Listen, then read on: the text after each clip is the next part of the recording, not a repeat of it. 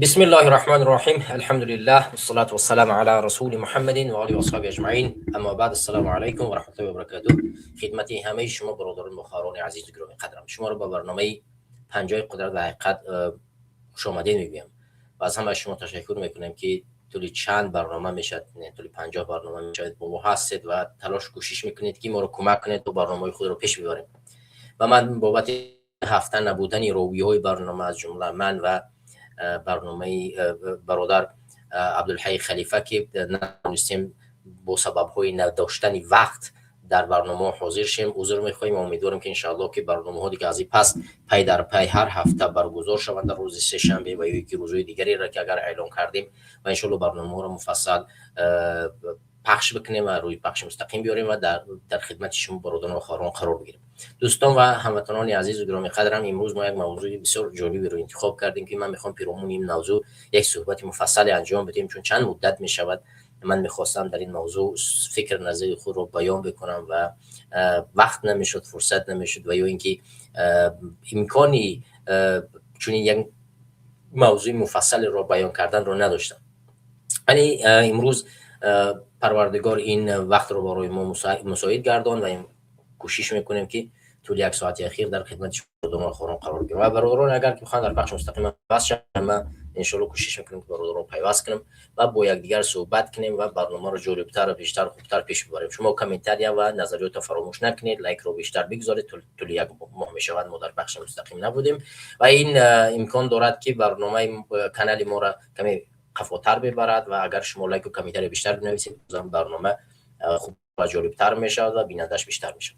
حالا ما یک موضوع بسیار مهمی را انتخاب کردیم که چرا تاجیکستانیان ناموفقند. در زیر این موضوع هدفمون تنها مردم نیست، هدفمون کل جامعه و حکومت، یعنی کل عرصه این جغرافیای تاجیکستان است که چرا ما پیشرفت نمیکنیم. چون پیشرفت تاجیکستان و پیشرفت تاجیکستانیان ربط دارد و پیشرفت تاجیکستانیان و پیشرفت تاجیکستان نیز ربط دارد. از این سبب ما همین موضوع را انتخاب کردیم و کوشش میکنیم که در همین موضوع کوتاه اول صحبت کنیم، بعد بریم دقیقاً نقطه به نقطه‌ای که ما اینجا حرف میزنیم تحلیل و بررسی کنیم.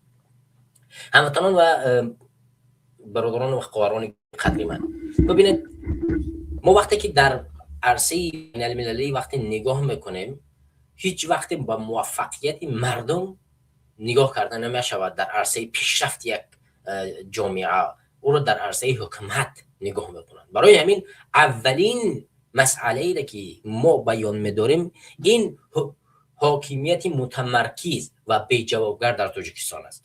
یعنی که از اساس‌ها و سبب‌های اساسی پیش نرفتن تاجیکستان این حاکمیت متمرکز و بی جوابگر است. همین حاکمیتی که ما داریم امروز در تاجیکستان جوابگری واقعی ندارد. بر مثال انتخابات واقعی اصلا وجود ندارد. یعنی در تاجیکستان اصلا انتخابات شفافی که در اونجا همین یک تاجیکستانی بتواند یک حزب مخالف را انتخاب کند، هر حزب دیگری رو یا کاندیدات خود را که او بتواند تاجیکستان را برای شفاف و شایسته پیش ببرد وجود ندارد. مسئله دوم، رقابت سیاسی اصلا در رسانه‌های تاجیکستان نشر کردن نمی شود. ما امروز تخوا رسانه ها را می بینیم بسته می شوند، رس کرده می شوند، در تلویزیون های دولتی برای مخالفان اصلا جای داده نمی شود و این مسئله باعث می گردد که یعنی حاکمیت چکار میکنه، این ساختارها رو می جوخد. دوم، مسئولیت وجود نداره در حکومت. سوم، مسئولیت وجود نداره در حکومت. اصلا ما اگر نگاه کنیم در طول چند سال اخیر هر نقطه را که این حاکمیت حکومت امروزه با سرپرستی امامی رحمانوف میخواهد تصمیمی را بگیرد برای اشخاص نزدیک خانواده و برای بقا ماندن خانواده خودش است در سر قدرت. هیچ وقت برای بقا ماندن مردم تاجیکستان وجود ندارد. ما ده ها مسئله ها را نگاه میکنیم و میبینیم. خب برمیگردیم چی چیزها به جوابگر میماند این حکومت را. نقطه اول را ما گفتیم، در نقطه دوم که در زیر نقطه اول سه نقطه دیگر رو ذکر کردیم. نقطه دوم فساد، یعنی که کروپسیای سیستموی در امروزه حاکمیت. یعنی ما امروز میبینیم که منصب به پول فروخته میشود، عدالت تماما وجود ندارد تا زمانی که شما اگر شناس نداشته باشید. این عدالت نیست. یعنی یک نفر شناس دارد میرود پیش شناسش توسط پول فساد میخرد، هم وظیفه رو میخرد و هم عدالت رو زیر پا میکند. و علاوه بر این قانون امروز در تاجیکستان قانون بر اساس مفاد و فایده حاکمیت میکند. هر قانونی که به همین حاکمیت و به خانواده ایمنی رحمانوی و منصبداران فایده بیاورد چکار میکنند؟ اینها همین قانون را قبول میکنند. این بسیار مسئله های مهمی است که حکومت متمرکز بی جوابگر و بی پاسخگو است در این مسئله ها، فقط به خاطر بقا ماندن. مسئله سوم که در زیرش حالا نقطه هایی که 1، 2 و 3 ذکر میکنیم مسئله های جداگانه است و نقطه سوم که بسیار مهم است که این حاکمیت تاجیکستان را ضعیف میگرداند و مردم پیشرفت نمیکند، اقتصادی وابسته و ضعیف از حکومت روسیه، از حکومت چین و از پول مهاجران مهنتی و از نداشتن ساحه قوی صنعتی. ما اصلا اگر نگاه کنیم امروزه در تاجیکستان تمام دارایی هایی که امروز میآید تقریبا 40% یعنی اقتصاد کشور از پول مهاجرت مهنتی میآید. و اگر ما به دیگه مسئله هاش نگاه کنیم، فایده هایی که از روی مثلا صنعت به تاجیکستان بیاد چقدر است؟ بسیار اندک و خرده است. اگر ما تذکر کنیم برای صنعت امروزه تاجیکستان، مطمئن باشه که اقتصاد کشور در یک مدت خیلی کوتاهی از بین تماما می رود و مردم یکدیگرش را از گرسنگی میخورند. و اگر این هم امروز یک مهاجر مهنتی از فدراسیون روسیه از پول روان نکند به تاجیکستان، 40% معاش مردم در تاجیکستان پایان میخوابد. یعنی 40% معاش مردم در تاجیکستان پایان میآید و اگر کسی که 1000 سومون معاش بگیرد 600 سومون معاش میگیرد. و این تنها یه مسئله است. اگر ما مسئله دیگر و عمیق‌تر و یا چقدرتر بدرویم، اینجا ده ها چیز دیگر ضرر میبینه. اگر 40% کم بشه در این 40% چند مسئله تجاری کثیف از بین می رود، مفلس می شود. چندین اشخاص دیگری کار خود را از دست میتیند. مثلا بانک هایی که امروز به مردم پول میتیند، بانکومات هایی که امروز در هر جا موندن به خاطر پول کشیدن، آنها دیگر توانایی اجاره پولی جایهای خود را نخواهند داشت. بازارهایی که امروز لباس میفروشند، یعنی تقریبا میشود گفت که 10-15% دیگری که وابسته این 40% است از بین میرود. یعنی اقتصاد تاجیکستان تقریبا 55% از بین میرود. یعنی با 45% اقتصاد تاجیکستان باقی میماند. یعنی اگر 1000 سومون بگیری تو 450 سومون معاش میگیری. یعنی با 450 سومون باید در تاجیکستان چیکار کنی؟ زندگی کنی. در حالی که یک خلطه آرد در تاجیکستان چند سوم است امروز؟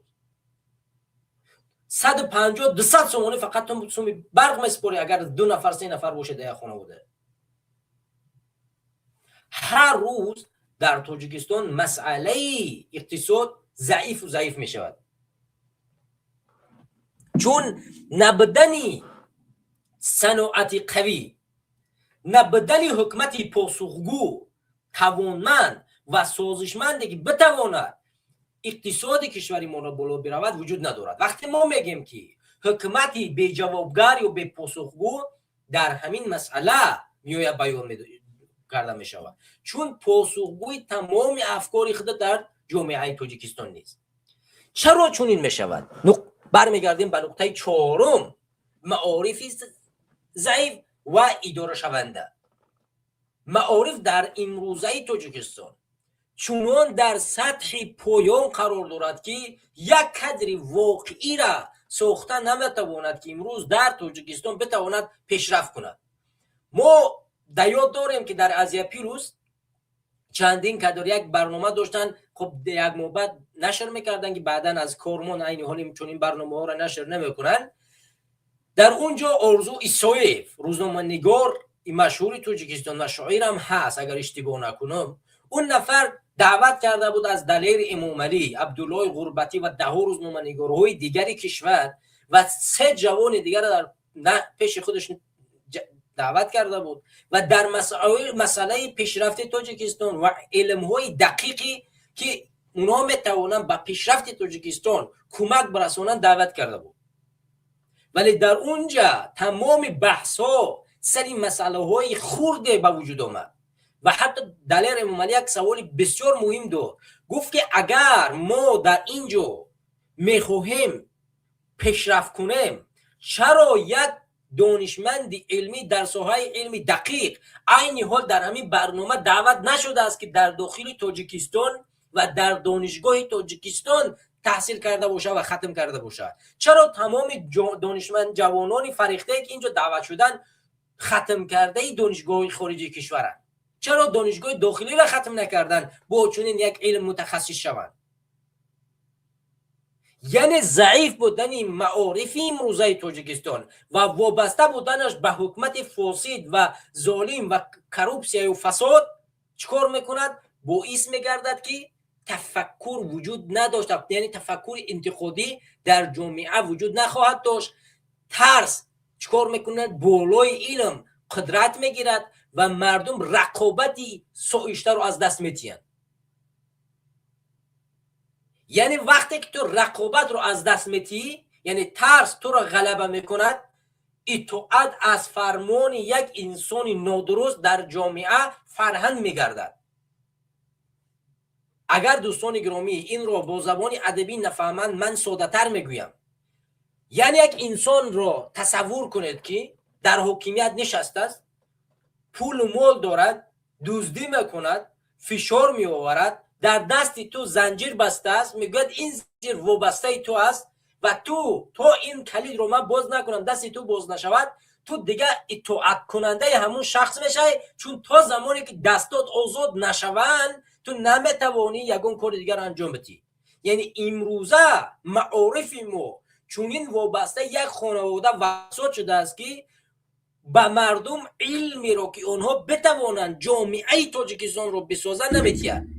یعنی ترس بالای مردم اونقدر زیاد آمده است که دیگر علم از بین می رود، علم به مبین نمی آید، علم در حالت ترس شکل نمی گیرد. وقتی که انتقاد فکری وجود ندارد، دانشگاه رو کسی انتقاد کردن نمیتواند امروزه تاجیکستان که شما چرا در دانشگاه علم رو با پول می فروشید؟ چرا باید دانشگاه ما امروز برای یک بها گذاشتن باید از کسی پول بستاند؟ شما تصور کنید که فرزندی شما مریض است باید جراحی شود، یا مادر شما مریض است باید جراحی شود. شما میبرید به بیمارستان، در بیمارستان یک طبیبی بی سواده که همین دیپلم رو خریده از همین دانشگاه طبی امروزه به نام ابوعلی ابن سینا میآید و چیکار میکند؟ فرزند شما رو جراحی میکند یا که به اصطلاح روسی اپراسیون میکند. او اصلا سواد کافی ندارد و او نمیتواند، او جراح نیست، او اصلا خرید است این دیپلم رو. شما تصور کنید که او میتواند همین کار رو انجام بدهد؟ هیچ امکان ندارد که او بتواند فرزند شما و یا مادر شما رو اپراسیون یا جراحی کند، امکان ندارد. و این از ساحه ساده ای است که ما این را بیان می‌داریم. اما ساحه قوی، ساحه اقتصاد که ما اهمیت نمیدیم، دیپلماتیا که ساحه مهمی است که در عرصه بین المللی و در سیاست‌های خارجی داشتن دیپلماتیای قوی میتواند در عرصه بین المللی به حد تاجیکستانیان رو موفق و تاجیکستان رو موفق بگرداند. اگر ما دیپلماتی قوی داشته باشیم، ما میتوانیم امروزه 10 سرمایه گذار رو به تاجیکستان جلب کنیم و کشورهای با نفوذ رو چکار کنیم؟ بیایم سرپرست 10 کارخانه و مردم بکنیم که بتوانند اونها برای جامعه ما چکار کنند؟ سرمایه گذاری بکنند. چون در دیپلماتی امروزه تاجیکستان علم عملی نمی شود، علم وجود ندارد. 4 تا بی سواد میارن میمونن، اونها از همون سوادی که ندارن چیکار میکنن؟ ضعیفانه پیش میروند و هر کسی که میآید با همین دیپلمات های امروزه تاجیک کار میکند از همین دیپلمات ها مفاد میبرد، چون اینا بی سوادن، اونها فشار میارن و میتونن از کیسان هر چی رو ببرن.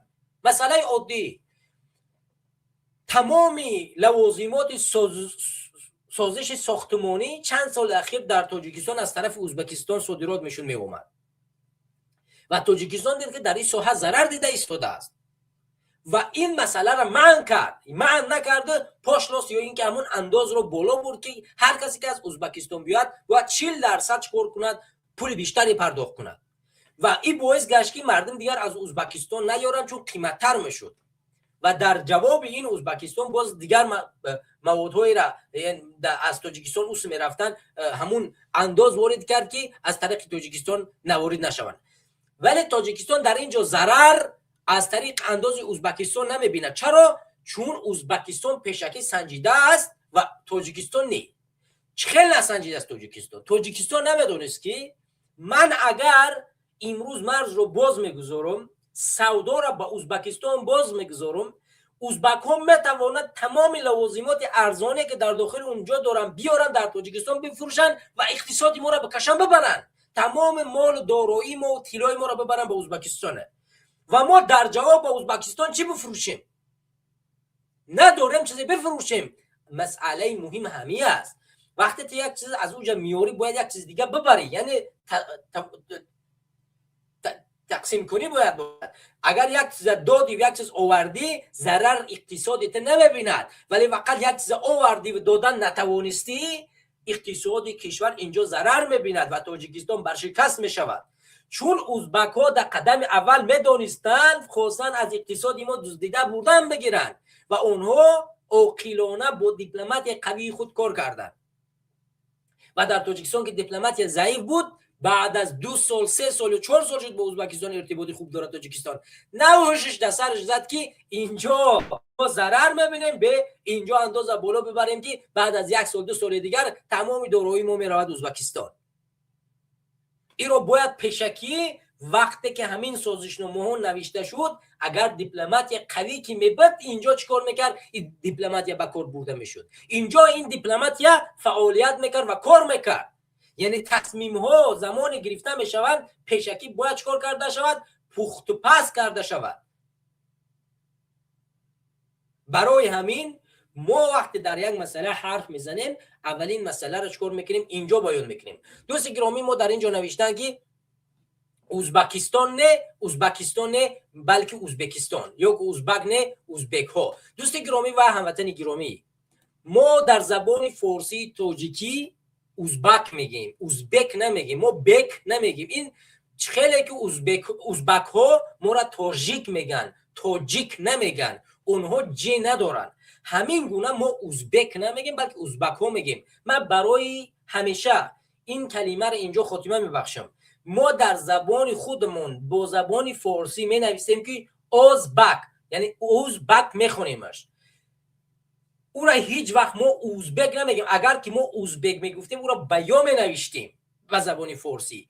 برای همین ما ازبک میگیم. و حالا این که در تاجیکستان امروزه چون اقتصاد و سیاست تاجیکستان وابسته یک زمان شوروی و ازبکستان بود و اونها امروز ما را میگن که ازبک بگه، این به ما ربط ندارد. زبانی من، فرهنگی من میدونم و با این فرهنگ صحبت میکنم و من تحقیر و کسی نمیکنم. زبانم است، فرهنگم است و با احترام فرهنگ خودم این کلمه را استفاده میکنم. زبانی که همین ازبک ها گرفتن تاجیک گفتن به جای تاجیک یا که تاجیک، ما ازبک میگیم. تو اون زمان ما ازبک میگیم و این کلمه از زبانی ماست و کلمه اونها ما احترام داریم چون اونها جه ندارن میتونن تاجیک بگن و ما هیچ وقت اونها را نمیگیم شما جورابک بگن، اونها جورابک میگن چون اونها جه ندارن و ما هم همین گونه با زبانی خودمون کار میکنیم. برمیگردیم به سر موضوع و بگذارم برای همیشه این موضوع خاتمه بیابد. من در این موضوع دیگر ان شاء الله که هر کس حرف زد این کلمه براتون کافی است که ما بتونیم براش پیشنهاد کنیم. دوستان گرامی، حالا مسئله اقتصاد ما بیان داشتیم. پس برمیگردیم به مسئله پنجم، نقطه پنجم. در مسئله اقتصاد ما میتونیم مثال های زیاد بزنیم، خیلی زیاد. ما میتونیم دهانمون مثال بیاریم که دیپلماتی ما قوی کار نکرد، که اقتصاد ما، علم ما، معارف ما ضعیف رفت، سیاست ما امروز وابسته گشت. برای همین برای گرامی و هموطنان گرامی ما باید چندین مسئله ها را دقت بدیم، اهمیت بدیم بروشان. بسیار و بسیار بالای این چیز کار کنیم. اگر بالای این چیزا کار نمیکنیم، یک چیزی خوردکک میتونن ما رو ضعیف بگردونن، یک چیزی خیلی خورد میتونن ما رو ضعیف بگردونن. همین دیپلماتیه وقتی که کار نمیکند، ما ازبکستان مثال آوردیم. ازبکستان اومد توانست تمامی صادرات کشورش رو به ما به حد زیاد بگردوند. تمام لوازمات خانواده ساختمان از ازبکستان به تاجیکستان وارد میشد و بازارهای تاجیکستان را تقریبا غصب کرده گرفته بود. و امروز هم چندین مالهای دیگر از ازبکستان بسیار زیاد میآیند، ولی ما این اندازها را زیاد کردن در تاجیکستان برای ازبکستان خیلی زیاد میبینیم در روزهای نزدیک. به خاطر چی؟ به خاطر که دیپلمات در قدم اول در اون زمانی که این تصمیم ها گرفته میشد فکر اندیشه نکردن، فکر کردن که مرزها باز شود همه چیز فراوان میشود. اینجا علم نیست. دیپلمات یا پیش از تصمیم گیری یک سازشنامه اول اندیشه میکند که این سازشنامه چی فایده و چی ضرر داره برای تاجیکستان. پیش از این تصمیم گیری ها فکر میکنه. یک تعداد حکومت های پیشرفته 50-100 سال پیش آینده حکومتشان رو تصمیمشون رو میگیرن که در حکومت ما 50 سال پس چی اتفاق میفته و 100 سال پس چی اتفاق میفته. اینها نتیجه گیری میکنن و تصمیم های 50 ساله و 100 ساله آینده کشورشون رو میگیرن. امروزه دیپلمات ما چون ضعیف است که بی‌سواد است که 4 سال پیش تصمیم گرفته است، نمیدونست که امسال ضررش میرسه، نمیدونست که در این 4 سال ضرر دیده شده است، نفهمید که ضرر میبینه. در این 4 سال اقتصاد دانش او قدر حساب کناش اون قدر بی‌سوادن که نفهمیدن که ما ضرر دیده شدیم. یعنی تا این زمان همین قدر احساس نمیکردن که همین قدر مالی که از ازبکستان میآید ما در عوض به اونجا صادرات نمیکنیم ضرر میبینیم. همین چیزا درک نمیکردن. امروز نه در تجربه بعد از 4 سال فهمیدن که اینجا ما ضرر دیده شدیم، همه مالی ما رفته شده است در ازبکستان. بیا اینا رو در داخل تاجیکستان یا بلا کنیم بسازیم، اگر قیمت هم باشه از خودمون باید باشه.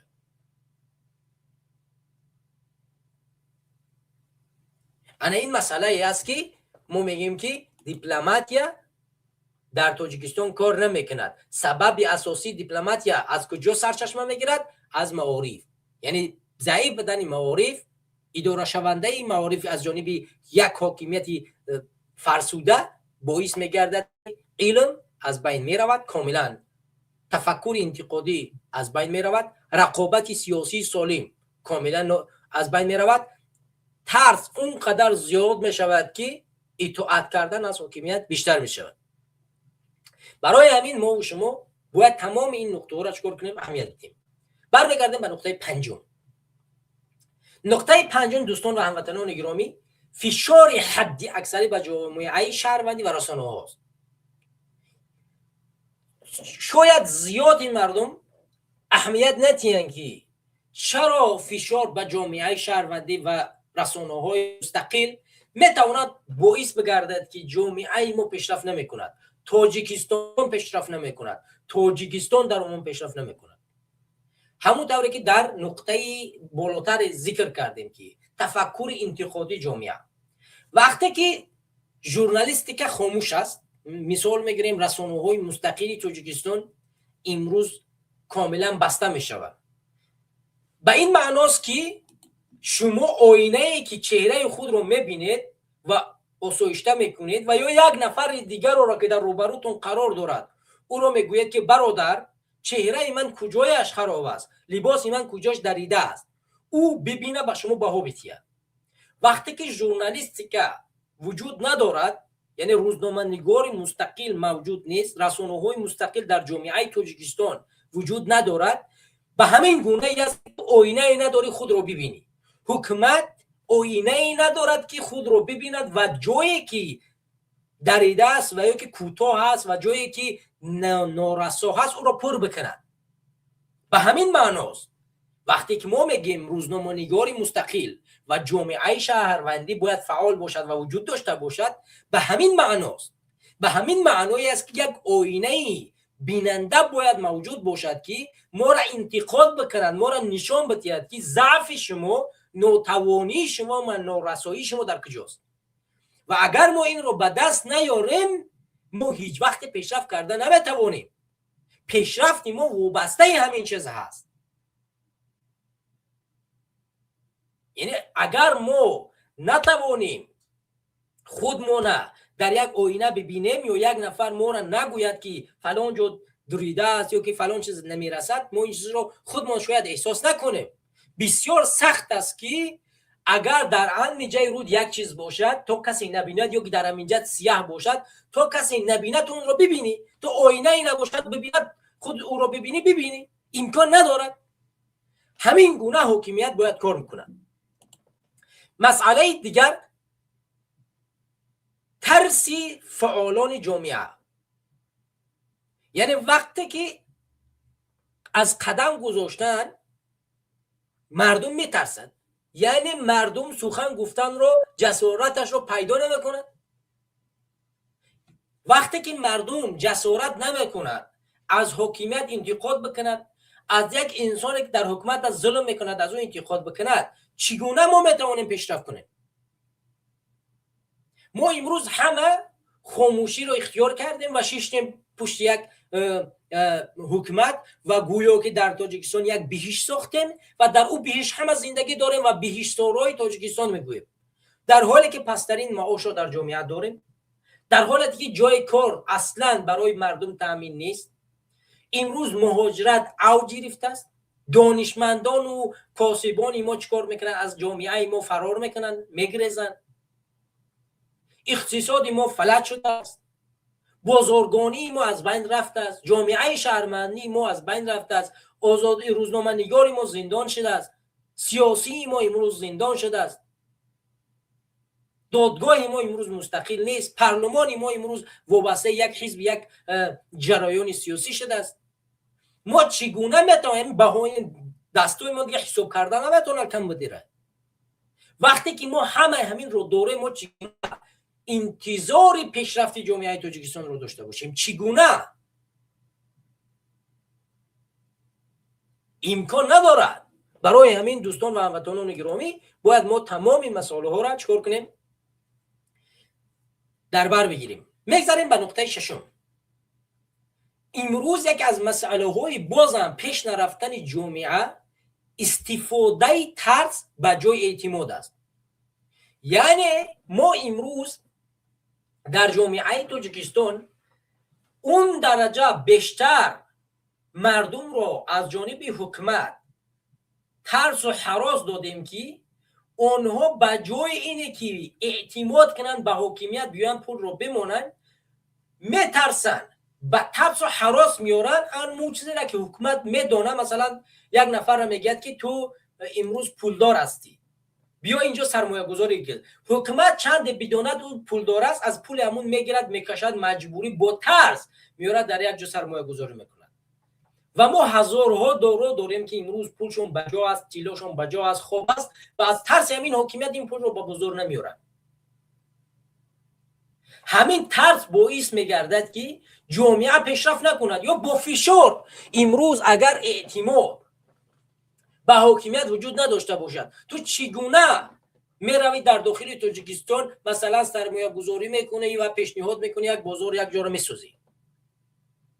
چگونه؟ وقتی که تو میدونی که فردا اگر یک تجارت باز کردی از حکومت سغورتش میآید، نمیفهم فلان و بسمدانش میآید و هر کسی میآید بالای تو چیکار میکند؟ فشار میآورد، فساد میگیرد، پول میگیرد، نمیموند سودا کنی، نمیموند بازارت پیش برود، نمیدوند تجارت برود و تمام باعث میگرده که جامعه تاجیکستان، آینده تاجیکستان پیشرفت نکنه.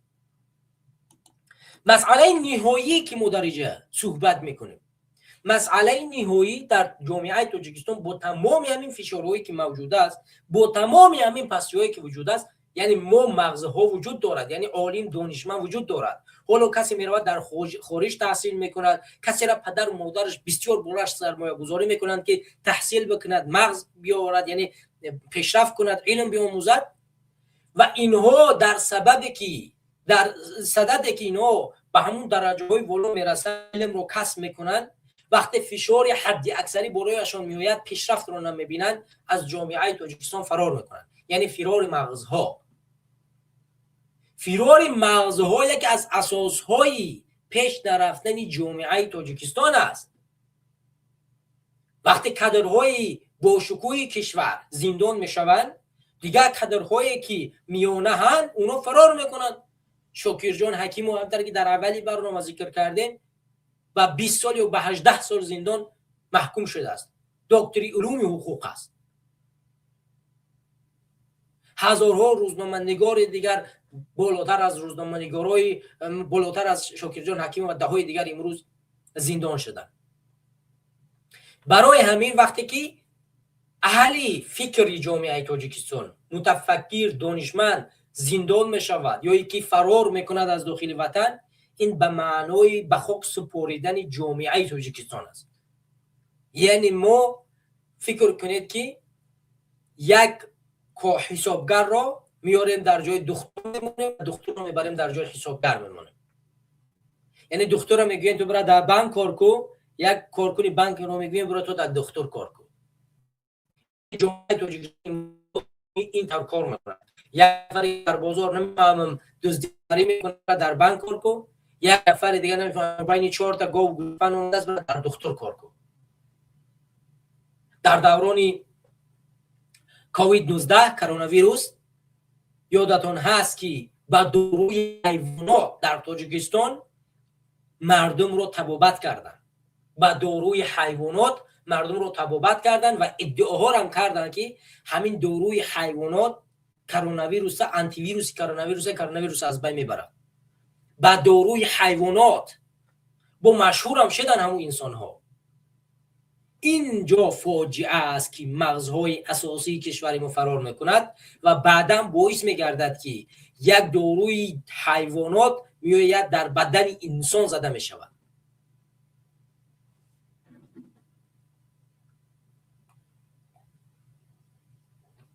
برادرای عزیز، صدای ما هست در پخش مستقیم؟ به خاطر که من میبینم کمی اینترنتی من کمی یک مشکل پیدا کرده است. صدای ما هست در پخش مستقیم؟ صدای ما هست برادران؟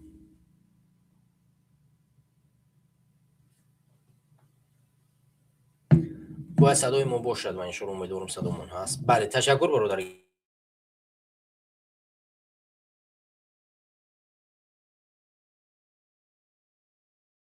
تشکر برادرای گرامی هست. بس اسلامیک امیریت تشکر برادر گرامی، زنده و سلامت باشید.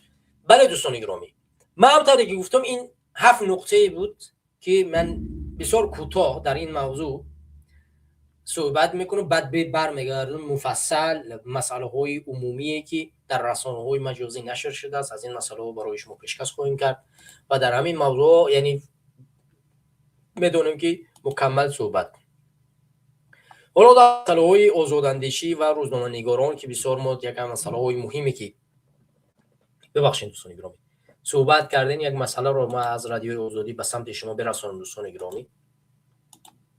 همونطور که می‌بینید در رادیوی آزادی یک مقاله نشر شده است که این مقاله در روز 24 ژانویه یا جنوری نشر شد و در این مقاله چنین نوشته شده است که کمیته دفاع از خبرنگاران یا که SPJ تاجیکستان را در 10 گانه کشورهای جای داده است که از هم از زیاد خبرنگاران زندانی کرده است. یعنی شما ببینید که یکی از تشکیلات‌های یا سازمان‌هایی که در محافظی روزنامه‌نگارا در کل جهان است، او در همین روزهای اخیر یک مقاله را نشر کرده است و در اون مقاله تاجیکستان را در 10 گانه کشورهای جای کرده است که در اونجا از هم از زیاد روزنامه‌نگار و یا اینکه ژورنالیستان زندان شدند. در گزارش این سازمان از روز 21 ژانویه آمده است که تاجیکستان کشوری همپیمان با روسیه 9 روزنامه‌نگاری بازداشت کرده و امسال به قطار 10 کشور شامل شد که شرایط سخت‌ترین زندان را دارد. شماره خبرنگاران زندانی تاجیکستان بعد سال 2022 زیاد شدن گرفت، زیرا پرزیدنت کشور تلاش‌ها برای سرکوب کردن این رسانه‌های مستقل را بیشتر کرده است. آمده است در گزارش کمیته دفاع از خبرنگاران واکنش مقامات تاجیکستان به این مطلب نو دسترس شده نیست. یعنی تاجیکستان تا امروز در این مسئله هیچ حرفی نمیزند. مقامات تاجیکستان بعد سال 2022 بیش از 10 خبرنگار و بلاگر بازداشت و در معارفه‌های پوشیده عمدتاً به اتهام افراطگرایی با سالهای طولانی زندان محکوم کردند. دلیر امام علی عبدالله غربتی، عبدالستار پیر محمدزاد از زبخیبک سید امینی، الفت خانم محمدشاهی و خورشید فاضل، احمد ابراهیم و رخشانه حکیم و از جمله آنهایند. خود خبرنگاران زندانی و نزدیکانشان اتهام را رد کردند. دعوت زیادی سازمان‌های حامی حقوق برای رهایی این خبرنگاران از سوی مقامات تاجیکستان نادیده گرفته شد. بر اساس گزارش‌های کمیته دفاع از روزنامه‌نگاران، قرارگاهشان در نیویورک که از سال گذشته از همه زیاد در چین 50 ژورنالیست را زندان کردند و 10 گانه کشور زندانی ژورنالیستان همچنان میانمار، اسرائیل، روسیه، بلاروس، آذربایجان، مصر، اریتریا و ویتنام شامل بودند. در 10 گانه کشورهایی که تاجیکستان هم شامل آنها می شود مستقیم 245 خبرنگار در عین حال زندان هستند. در عموم به نوشته کمیته دفاع از خبرنگاران بیش از 300 خبرنگار در سراسر جهان زندانی گشت. این وضع بیانگری افزایش خودکامگی در جهان و سختگیر شدن نزاع است.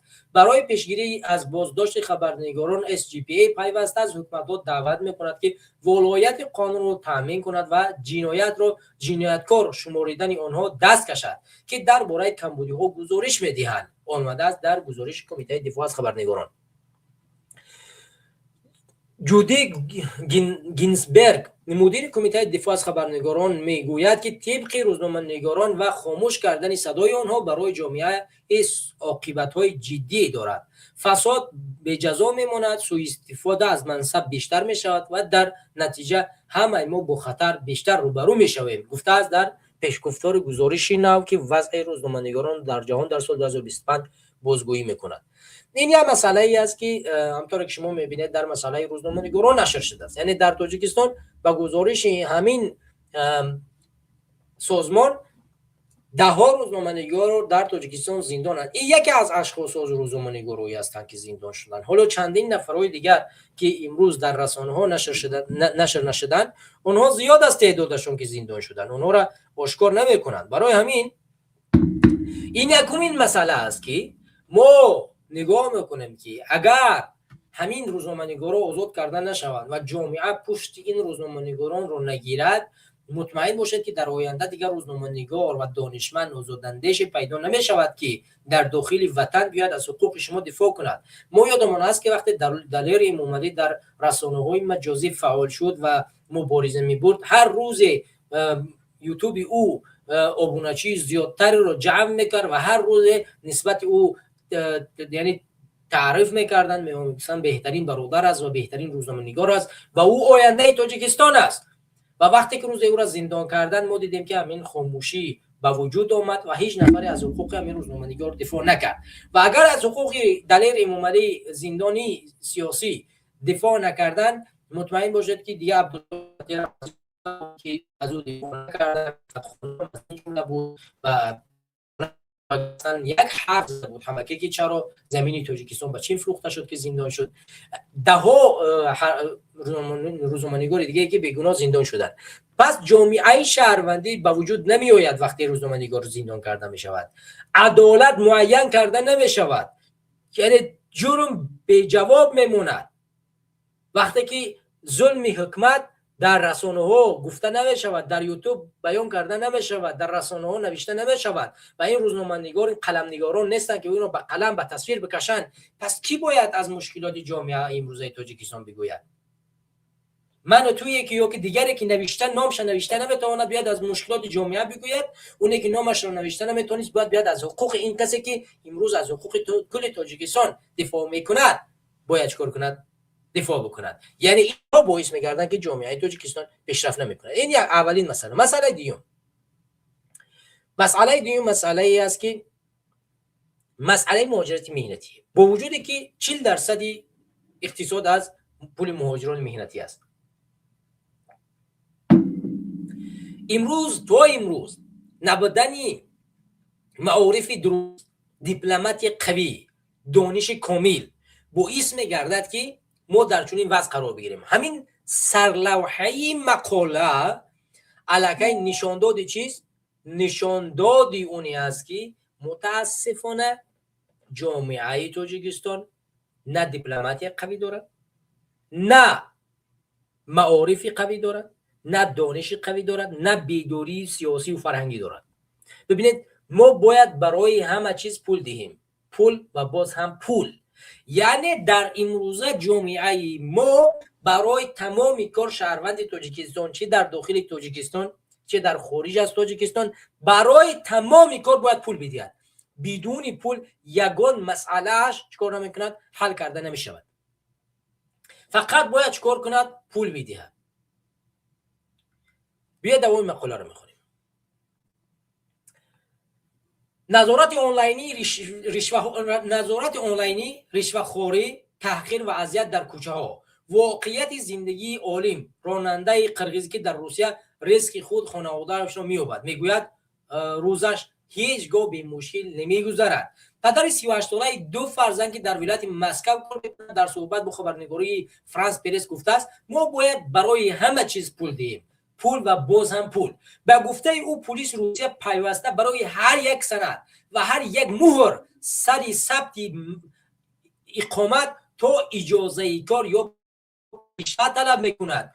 عالم می‌افزاید ارزش بعضی از این سندها تا $300 می‌ایستد، یعنی 30,000 روبل. یک سند عمومیه که برای تو میارن میدهن تو 30,000 روبل روسی را از تو میستونن تو برای تو یک مهر را بزنن بدهن. در روسیه حدود 6 از 5 میلیون خارجی به سر میبرند و اکثر آنها مهاجران کاری از کشورهای آسیای مرکزی هستند. معمولا کارهای وزین را انجام میدهند و مزد کارشان به وطن میفرستند، اما حالا فشار از هر سو به آنها بیشتر می شود. مقامات با سخت‌تر کردن قانون‌های مهاجرت میخواهند راه مهاجرت را بازار کار و مکتب‌ها ببینند. همزمان سطح بی‌نصیب‌تیزی در جامعه‌ای که همیشه بلند بود باز هم بلندتر میرفته است.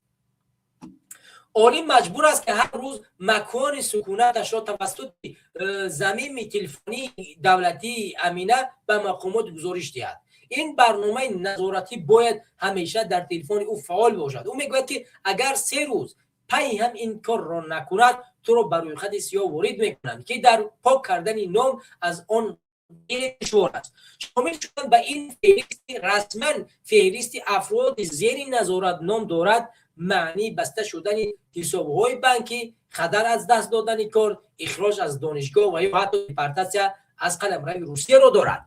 یعنی شما ببینید امروز در تلفن شما مثل اینه که در پاد در گذشته که زندان نمیرن، عین حال هم بعضی جاها هم میتونه در پاد یا در دست یک دستموبند میبندن که هر کجای رفتیم و بدونیم که در کجایی. ولی امروز برعکس کردن همین را، مثل اونه که باز زمان یعنی بردگی زمانوی برعکس در تلفن تو یک مطلب رو نشر کردن که اون مطلب هر روز تو باید گزارش بدی که من در همه جا هستم و در فلان جا زندگی میکنم. اگر گزارش ندادی تو را چیکار میکنن؟ در روی خط سیاه پیوست میکنن که در روی خط سیاه حساب بانکیت رو میبندن، در لیست سیاه پیوست میکنن و امکان داره که بازم از چیکار کنن؟ از روسیه خارجت کنن، دیپورتاسیت کنن. حتی کار به اون درجه رسیده است که گوش کنید دومی مطلب رو. این سختگیری‌ها سال گذشته زیاد شد و بعد آن که ولادیمیر پوتین رئیس جمهوری روسیه قرار سیاست نوی محدود کردن حضور اعضای خانواده مهاجران را امضا کرد، مقامات میگویند که این کار برای کم کردن برای نهادهای اجتماعی و فشنگ‌های ضرور است. یکی از مانع‌های نو امتحان نهایت سخت زبان روسی برای کودکان مهاجران است که میخواهند در مکتب‌های روسیه تحصیل کنند. انا اورلووا آموزگار زبان روسی در طرح قانون کودکان مهاجر این سیاست را تنقید کرد. او میگوید که برعکس باید خرسند شویم که مهاجران به نزد میآیند، چون معنای آن را دارد که اقتصاد روسیه رشد میکند. بنا به آمار رسمی سال 2025 به دلیل امتحان‌های مشکل و مانع‌های رسمی و یا بیوکراتیا 87% کودکان مهاجر نتوانستند به مکتب روند. الله میگوید که وزارت معارف هدف گذاشته است که دیگر خوانندگان غیر روسی به مکتب قبول نکنند. این دیوانگی است. شما ببینید در فدراسیون روسیه امروز متاسفانه فرزند نمیتواند وارد مکتب شود. وقتی که میاد تو در خانه دیگه در شکی نیست که به زبان تاجیکی صحبت میکنی، در خانه به زبان روسی صحبت نمیکنی. وقتی که مکتب میرود فرزند در مکتب و در صدیق زبان روسی رو یاد میگیرد. وقتی زبان رو نداند نمیموننش در مکتب تحصیل کنه.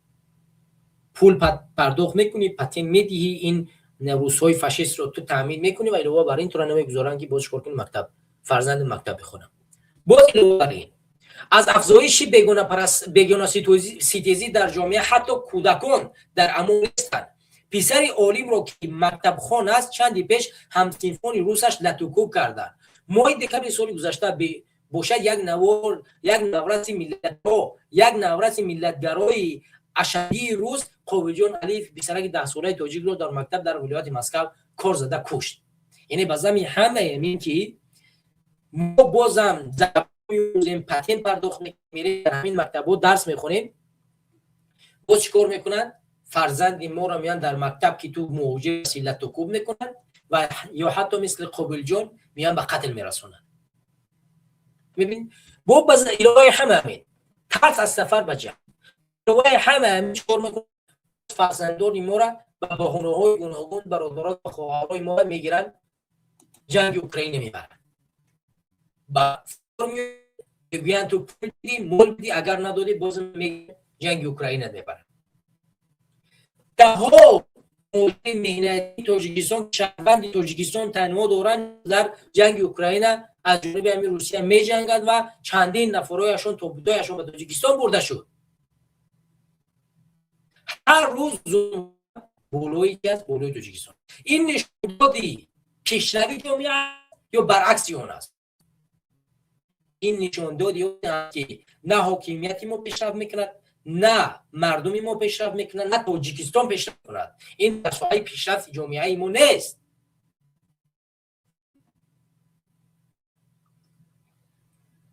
برمیگردیم به مطلب دیگر. حالا نواری هست که این نوار ما به سمت شما برسانم. اگر دوستان اینجا به سمت شما برسانیم این نوار را تماشا کنید. یک بار سال شدن این هوا بخش همین صداش کمک بالاتر بردم. خب صداش بستر است، امکان داره که شما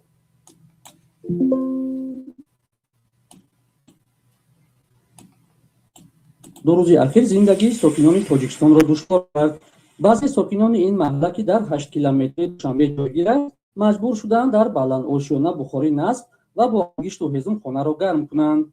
این در حالی است که گذاشتن چنین پیچ‌ها در بلند آشیانه‌ها منع است.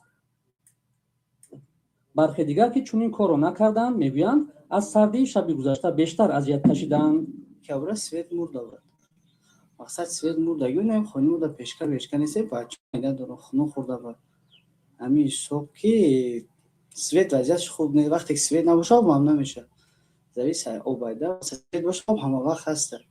سویت نباشه آب هم نیست، مجبوره که آب کشید. خط نیروی برق دسترسی به آب نیز برای این خانواده ناممکن کرده است. یه ما نساس اوضاع دا میپرتوید، اوضاع خیلی او بوز چیز کردگی میگن که سویت نیسته خیلی نیم ساعت هم میتیم. نیم ساعت خیلی خلق بیچاره کنه. چون این سویتی پیشکر تمام پیشکر همه در شلوخ شهری ها چی؟ سویت نبود اینا شاو. چون این مشکل در دیگر منطقه‌های تاجیکستان نیز به نظر می‌رسد. های شاو.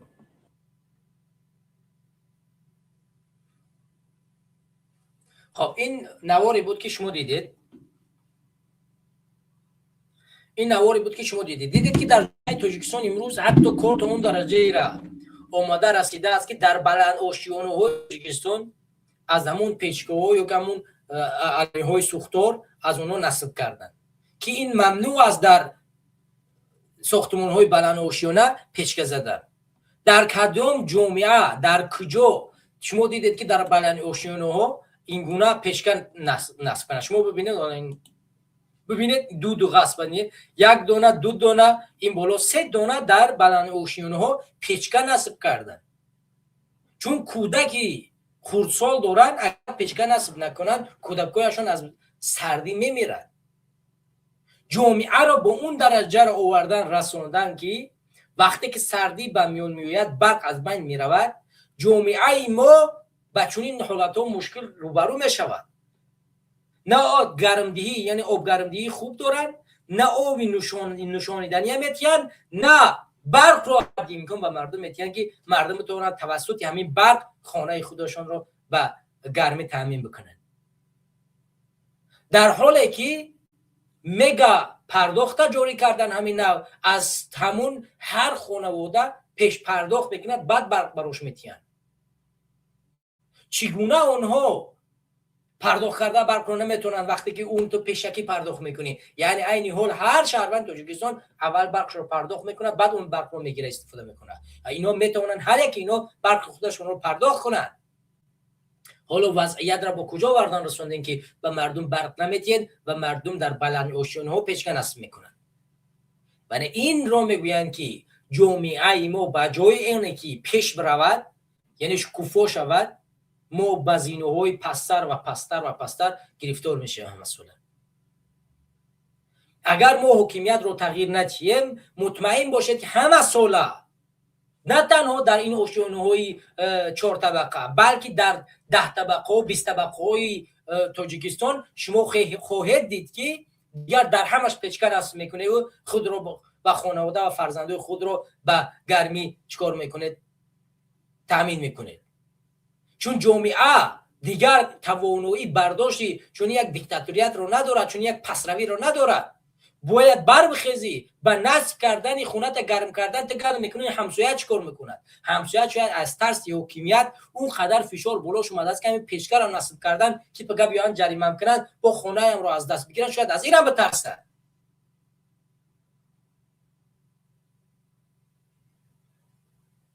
شاید بعضی ها کمک جسارت داشته باشن همون پیشکر رو نصب کنن که فرزندایشون از سردی نمرن، ولی بعضی ها میترسن که این خونه شون هم میان میگیرن یا شاید اجاره میشینن که از همون اجاره شینی میزنن بیرونش میکنن در همین زمستون با حد امکان که در اون داخل یک خونه است در بیرون در مابین برف چیکار میکنن.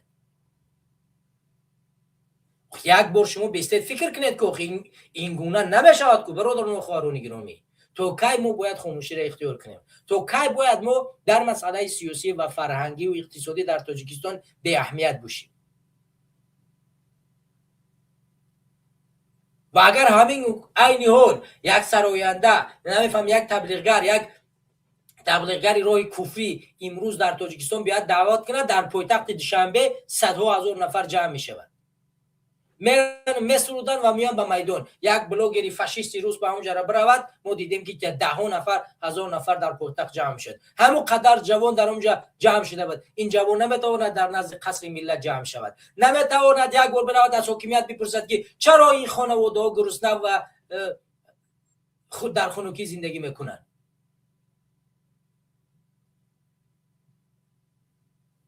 بهانه گفتن هم کاری خوب است، نباید بهانه گفت.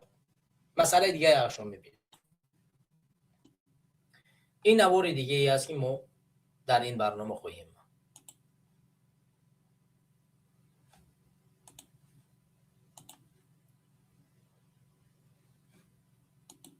هیچ با اینترنت ها سوسکور میکنن اما نرخ قیمتی پروس اینترنت همون نرخ کتی وای نمیکنه صفحه دارن. و فکر من همین وای هستن که وای یادم دادن در بسیار. من حاضر میدونید شخصا من به دارو میدادم، حاضر دارویی که خیلی قدر فایده نمیکنه. هیچ قبله من خریدم میتونم، لیکن هست آدمایی که خریدن نمیتونم بکنم. برای همین کم تر همینو با وای میکردم چی میبینه یاردم انا همین چیزا بسیار خوب میشه. باره چی نه تاکسی هر روز مثلا خیلی روز 10 سمایه خیلی روز گمی 20 میخوام با باید همش نرخم خبام فکر بعد دیگه من تاکسی تو رو که تاکسی وسیلش که ما که میشینی تو نیست فیرام میبرند فهمی یعنی تاکسی چون دورا تاکسی تو نیست فیرام میبرند یکی داش را میگه میگه اینجا فرو من داش نمیرم ایران شورای شوش بزی با شیخ خیلی تاکسو سلیش قیمت چی میکنه نه که گفتم از قواری سال به سال قیمتش دسته پول سویت پول آب و همینم بیچاره اهالی همه شرایط ندارد طبقه های همی پست نه فقط خودم خیلی کارکنان دولت هم شرایط ندارن همین مبلغ مزد مهنت یک وای بلند نمیشه در خنوای آزقه و همین آب سویت و آبی گرم بلند میشه خصوصا در مورد قیمت شده با هم که میستد برای اهالی همین وای طبقه های همین پست نفقات فرون همش چرا که همین وای مردم مشکلی های مردم حل میشه کمتر همون خولی که بردارم پیسوی بردارم همون بخواه خورسان گردد هم تریلی برمیشتن میزنه که زنک و میگه اولی کمه پینسیا کمه پینسیو همی پینسیو چی میگرم ای پولی همی مسئولیت چه ای تریلی پول ندارم اتوبوس همی چی میگرم هنگاه برای همی مسئولیت آخه من همچنین همی پینسیو نگیرم ای تریلی اتوبوس نه باشکی слишком тяжело мумба возьми. Там пенсия барумадан. Дух за дуру слишком возьми. А там пенсия бар дуру. Хавола دیپورتم رقم دولت دوی میکردم و میرفتم میگم که موجودات مینتی یک اساس نمیشه همین صبح مقصد چطوره که اگر شرایط باشه مقصد گوش دادن چیز مورا ویزوی مورا ما بریم اون چیز سوزیام دولت خارجی این طرفای اروپا را در اون روی اصول صد ش مقصد بیوان ما بریم کار کنیم با وزیر خارجی این مسئله بود که دوستان گرامی هموطنان عزیز در رادیو آزادی نشر شد و شما دیدید که دوستان گرامی مردم تاجیکستان امروز از 6 شکایت دارن: نبودن برق، نبودن معاش، نبودن امتیازها برای بازنشسته‌ها یا پنسیونرها، هم مشکلات دیگری که در اونجا گفته شد: علم، دانش، فساد، تغبوزی، هزارها مسئله های دیگه است که در جامعه تاجیکستان متاسفانه مشکلات و چیشون زیادتر می شود. ما و شما برادران و خواهران گرامی و هموطنان عزیز مسئولیت داریم در قبال این مردم این کشور که ایستادگی کنیم و مبارزه ببریم تا زمانی که میتوانیم دیگرگونی رو در جامعه به میان بیاریم. دیگرگونی تنها به دست خود ما صورت خواهد گرفت. هیچ گونه شخص، کشور بیگانه نمیتواند بیاد برای من و تو آزادی بیارد. اگر هر کسی که آورد او به فایده من و تو نیست.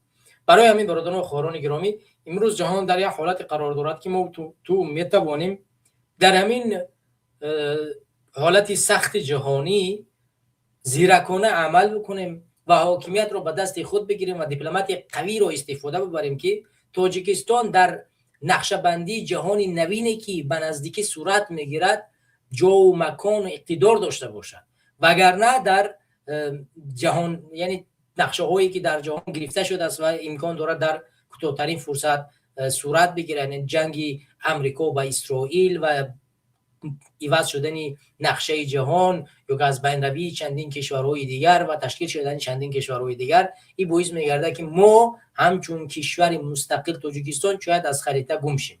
ما اخیراً نقاط اینه که اشاره میکند به این مسئله که تاجیکستان امکان دارد همچون یک کشور مستقل از خریطه گم شود. در روسیه میبینیم که این چندین نفرات ما دیدیم که یکی از تبلیغگران ارشد روسی سلاویوف در این موضوع بیان کرد که باید کشورهای آسیای مرکزی زیر حمله روسیه قرار بگیرند و پرچم روسیه در اونجا برداشته شود. و علاوه بر این دپوتاتی گوسدومای روسیه بوکسیور قبلی اسمش از یادم رفت، او این مسئله را بازم بیان کرد. حالا در رسانه‌های مجازی و دیگه کامنتاری ها دیگه شخصیت‌های گوناگون نیز این مسئله را بیان می‌دارن و طرفداری می‌کنن که تاجیکستان باید همچون یعنی دیگه کشورهایی که مثل تاجیکستان هستند از خریده ناپدید بگردن و در قلمرو یک کشور دیگه شوند. بر اساس همین ما میدونیم که حکومت تاجیکستان زیر ساختار، یعنی زیر دست حکومت روسیه است و یگانه چیزی که میتواند ما رو نجات بده و پیشرفته بسازد این زیرکانه عمل کردن مخالفین و زیرکانه عمل کردن دانشمندان واقعی تاجیکستان است که میتوانند ملت رو با هم بیارن و مردم بر بخیزد برود تاجیکستان رو از این فرطه فروپاشی نجات بدهد و به یک کشور پیشرفته و به یک جامعه پیشرفته تبدیل بیابد، یعنی تبدیل بدهد. و اگر ما این کارو نکنیم و اگر دستگیری پیدا نکنیم و مثل مندل اگر شما مردم طرفداری نکنید و یک نفر رو مندل نسازید، مطمئن باشید که تاجیکستان رو در کوتاه‌ترین فرصت از دست میتید. همین خانه‌ای که دارید این خانه‌تان وابسته بیگانگان میشود، وابسته کسایی میشود که دیگر دین شما را نمیمونن که اطاعت و عبادت کنید، ناموس شما را دیگر حفاظت نمیکنن، ملت شما را از بین میبرن، فرهنگتون از بین میبرن و چه دارایی که دارید در خدمت دیگران قرار خواهد گرفت و تمام ارزش‌هایی که امروز در طول چند سالها بزرگای ما برایشان جان دادن و به دست آوردن از دست خواهیم داد. برای همین برادران و خواهران گرامی این موضوع رو ما انتخاب کردیم تا در این موضوع بسیار وسیعانه صحبت کنیم که چرا تاجیکستانیان ناموفقند، یعنی چرا تاجیکستان ناموفق است، چرا ما تا امروز موفق نمیشویم، چرا تا امروز ما پیشرفت نمیکنیم، چرا امروز یگان نفر از ناپدید شدن ملز حرف نمیزند، یک کشور بسیار خرد ضعیف با اهالی کم، ولی امروز که اقتدار دارد، دیپلماتیه دارد، علم دارد، اندیشه دارد، اقتصاد دارد، هیچ نفر از همین نقطه حرف نمیزند، طرفش زبان درازی نمیکند، برای که در اونجا دیپلماتیه وجود دارد، دانش هست، علم هست، فرهنگ هست، مخالف هست، فکری تنقیدی وجود دارد، مفکوره تنقیدی هست، تمام اندیشه ها وجود دارد و او جامعه پیشرفت میکند. و اینه که در تاجیکستان نیست. این سببش ما و شما شهروندان جمهوری تاجیکستان هستیم که حاکمیت رو مجبور نمیکنیم که در مقابلی مجبور نمیکنیم که کسانی که چی در حاکمیت هستند در هر جا هستند ظلم میکنند در مقابل آزاد اندیشی اونها رو دستگیر کند و زندان کند و اگر نمیکند ما و شما این کارو بکنیم و حاکمیت سرنگون کنیم، حاکمیت جدید بیاریم که برای پیشرفت جامعه تاجیکستان و کشور تاجیکستان چیکار کنه تلاش میکنه. پس راه حل ها گفتیم و راه حل ها دست ما و شما و مردم است و اگر امروز شما مردم برخواستید و از یکدیگر یعنی دستگیری کردید، کمک کردید، در کنار یکدیگر ایستادید، مطمئن باشید جامعه تاجیکستان با ما خواهد بود و پیشرفت خواهد کرد. و اگر با ما نبودید و در کنار ما نایستادید، مطمئن باشید که جامعه تاجیکستان از بین می رود و هیچ نفر و هیچ شخصی در آینده تاجیکستان مستقلیت خود را نخواهد داشت و زیر فشار و ظلم ستم روس‌ها، چینی‌ها، آمریکایی‌ها و هر کشور دیگر قرار خواهد گرفت و آینده تاجیکستان آینده بسیار پست خواهد بود. برای پیشرفت، برای آزادی، استقلال کامل و پیشرفت کردن تاجیکستان، اتحاد، سرجمعی، زیرکانه اداره کردن تاجیکستان و از بین بردن هر حکومت فاسدی که وابسته دیگر کشورهاست، این یگانه راه حلی است که ما میتونیم به یک تاجیکستان پیشرفته و یک تاجیکستان موفق برسیم. دیگر وقتی شما رو نمیگیرم، شما رو به خدا میسپارم. برادر یک از پیوست شدیم، بیایم پیوست کنیم. خیلی زیاد استودن، ولو فکر نکنم که من آقای بجلا سلام علیکم و رحمت الله. علیکم السلام و رحمت الله. سخنای خوب گفتی. بدبختی ما همیه که باید با کمبودیای خود نگیم که این پیشوای ملت ناراحت میشه و انم کمبودی ما همیه که ما شکایت کنیم جناب مزش میگریزن ناراحت میشه و او اطرافیان جناب سر ما فشار میاره که شما گپی یعنی چی گفتید و جناب ناراحت کرده. تا روزی که شخصیت پرستیم، جناب پرستیم، پیشوا پرستیم، ای پس ما زیر زمین میرسیم. وقتی یا دوران دولت ای بین برده ایستادن، هویت تاجیکی را از بین برده ایستادن، یا ملت دورند رو زنده بزنده نمیخ رو برو نمیخ میسته رو بروی ملت میگن که گوش کنی ما هم به تجاوز تو منیم صدا بلند نکنی. مجبور در کوچه دوشنبه گشته است میگه باید دولت برای ما کور جور کنه در اروپا. اینا تاجیکستان به پیش چه به پیش وقتی که یک شهروند تاجیکستان در داخل وطن خود آرزوی میکنه که برم در خارج کار کنم. یعنی در خود داخل خود یک توده او باشت همه جاهایی که درآمد و برآمد دارد در داخل دولت همه را ضبط کردن گرفتن و مردم هم میگذارن که نه تاجرت نفس گرفته میتونه، نه پروفسورت، نه نویسندت، نه متمتیکت، نه بگیم چاوندازت، نه سگبازت، نه گرکنت، نه قورکنت. همه زیر فشاره، هیچ کس صدا بلند کردن نمیتونه تا روزی که مردم انمی خیلی خودت دوربین یعنی آزاداندیش جسور نشوند.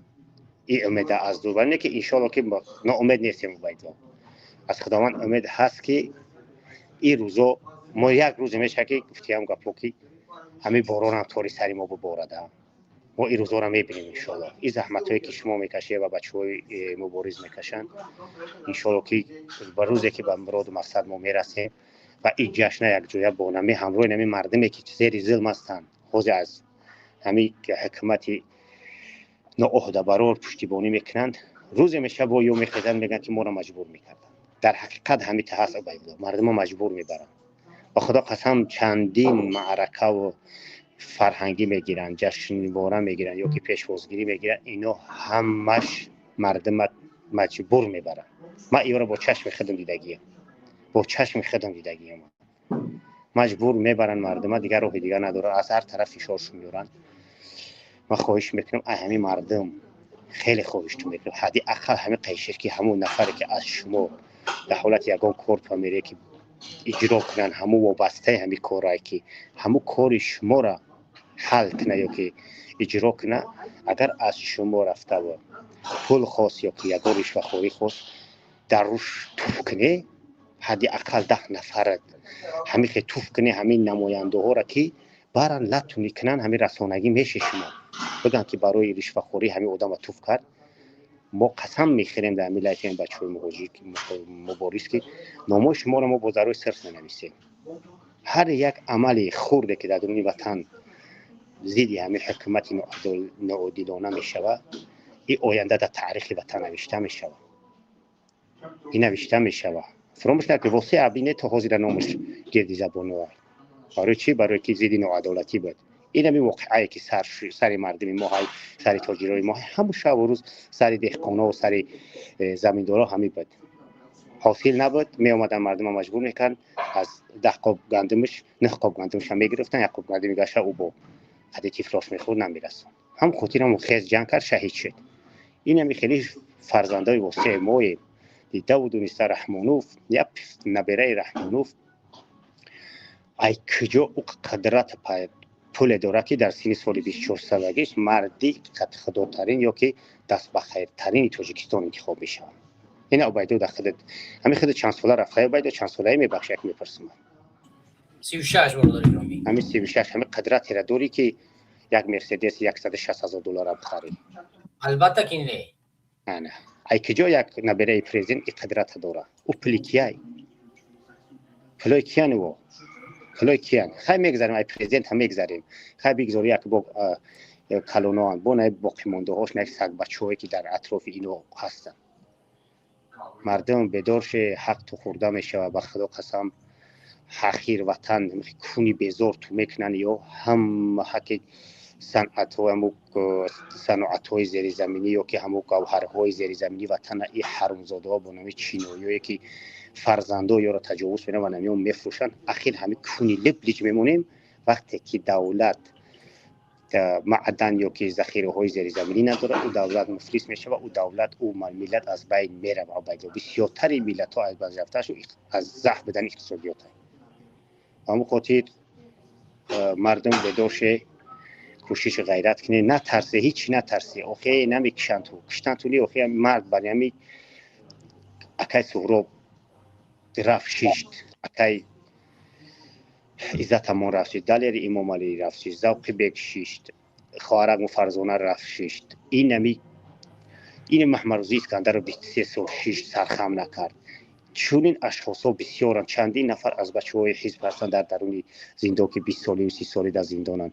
همیان مردن، همیان انسانن، همیان هم آزادیشون میفراهنده که برای ملت برای من کشیدن خواستن گپ زدن زندانی شدن. به همون خاطر برادر زندانی را تنها نگذاره، در فکرشو باشه، در حقشو دعا کنه، کمکشو کنه، کوشش غیرت کنه، یک حرکت کنیم که این حکومت از بین بریم، برای که وقتی حوضی رسید است که حکومت‌های دیکتاتوری دوران آهسته آهسته از بین رفته ایستادن. ما همه کوشش کنیم که در همین دوامات هم یعنی گفته گپا قفا نباشیم، همینجا با یک کاربار کنیم، یک نشون بدیم جماعت دنیا جهانی را که همین آدم 34 سال شده است ما را دروغ میگه، همین برها از نام ما تروریست نام میبره، ما را در دنیا در بدر رو سیاه کردگی. در هر یک دولتی که کدام دولت برای منفعت خود سیاستمدار یک کار میخواه استفاده برای کارهای تروریستی را، یک تاجیک حتما در او جمعیه کش میکنه، برای که همه که ما پیشواش میگیم همه ما را در دنیا در بین سازمان ملل متحد یا که در همون منبرهای بلند میبره میگه تروریست ها، ما را تروریست معرفی کردگی. این همی عبیدالله همه خطا دیلو جنایت هوی کردگی چیه؟ تروریسم اکستریمیسم قسم 307 همون در گروه افراطی افراطی. این هم افراطی خودش همون آدمای همون تروریست خودش افراطی میشه، هم معنی را میکنه، یعنی به عربی می به هر حساب این میای این ببینه بچه‌ها، این مونی همون را ان شاء الله که ما را خداوند نصیب کرد. ما افتخار میکنیم که ما را تروریست اکستریمیسم افراطی ما میگه، ما افتخار میکنیم برای که همین خیلی ما ملت وطن و دوست می‌داریم، یگان نفر یا دوست نمی‌داریم. همین خیلی که ما برای وطن قربانی کشیدیم که دیگه از بدتر به وطن شدیم، ما که شدیم میکنیم که صدا خاموش نمیکنیم تا روزی که در گلومو نمیخواد تا قطره اخیرانی که خون در بدن وجود داره میره و اول شما مزه همین مبارز بدن نمیفهمید، مزه زیدی یک حکومت عادلانه را به خدا قسم از عسل شیرین است، از دنیا بهتر است. این همی هیچی دیگه نمیفورد. خودت نمیخواد غیرت اخته میبینی، هم رنگ مرد برای خواب میکنیده، برای که تزدید یک حکومت ظالم داری گپ میزنی. و هم خاطر هر یک نفر باید گپ زنی. مهاجرا از آن جمله شما از این پس روزی خوب نداره. خود اومده پدرات اومد مهاجر شده، بعد پدرات خود اومده مهاجر شده و الله قسم حوزی فرزندات رو میبینیم که مهاجر شده ایستادن. فرزنداتو این هم یک کارتو 33 سال شد یا این نفر در فقط در اکران یا که در همون تلویزیون تو میبینه همین رحمانوفه و خدا ای گپوش بزار شدیم نمیفهمیم که چهرهش ببینیم. خداوند نابودش کنه. عبیدالله زنده باشه برادر، دیگه یگان گپ دیگه باعث پس برم یکی فوش نتیم مقررت نکنیم. زنده و سلامت برای عزیز ان شاء الله موفقیت برادر بخیر. زنده و سلامت باشه. زنده و سلامت باشه. تشکر از برادری که پیوست شدن، فکر نظر خود رو بیان داشتن، بخن فکرهای جالب. امیدوارم که دیگه برادران رو در برنامه بعدی پیوست میشن، فکر نظر خود رو بیان می‌دارن و برادران تلاش لایک بیشتر بگذاریم، کامنت بیشتر بنویسین تا بیننده برنامه بیشتر شود. این برنامه بسیار زیاد است، چیزایی که در اینجا ذکر کرده میشه گفته میشود. من شکایت‌های زیادی شما را میشنوم که به هیچ مسئله شکایت میکنید که من در سطح بالاتر صحبت میکنم زبان یا اینکه ادبی صحبت میکنم، کتابی صحبت میکنم، شما نمیتونید فکر نظر خود رو بیان بدارید. اما برادران گرامی شما میتونید در هر مسئله‌ای که توانایی دارید صحبت کنید. مهم نیست که شما بدارید حتما اون طریقی که من صحبت میکنم شما همون طریق صحبت کنید. شما بدروید همون موضوعی را که میخواهید در به همون سطحی که میخواهید بیان بدارید.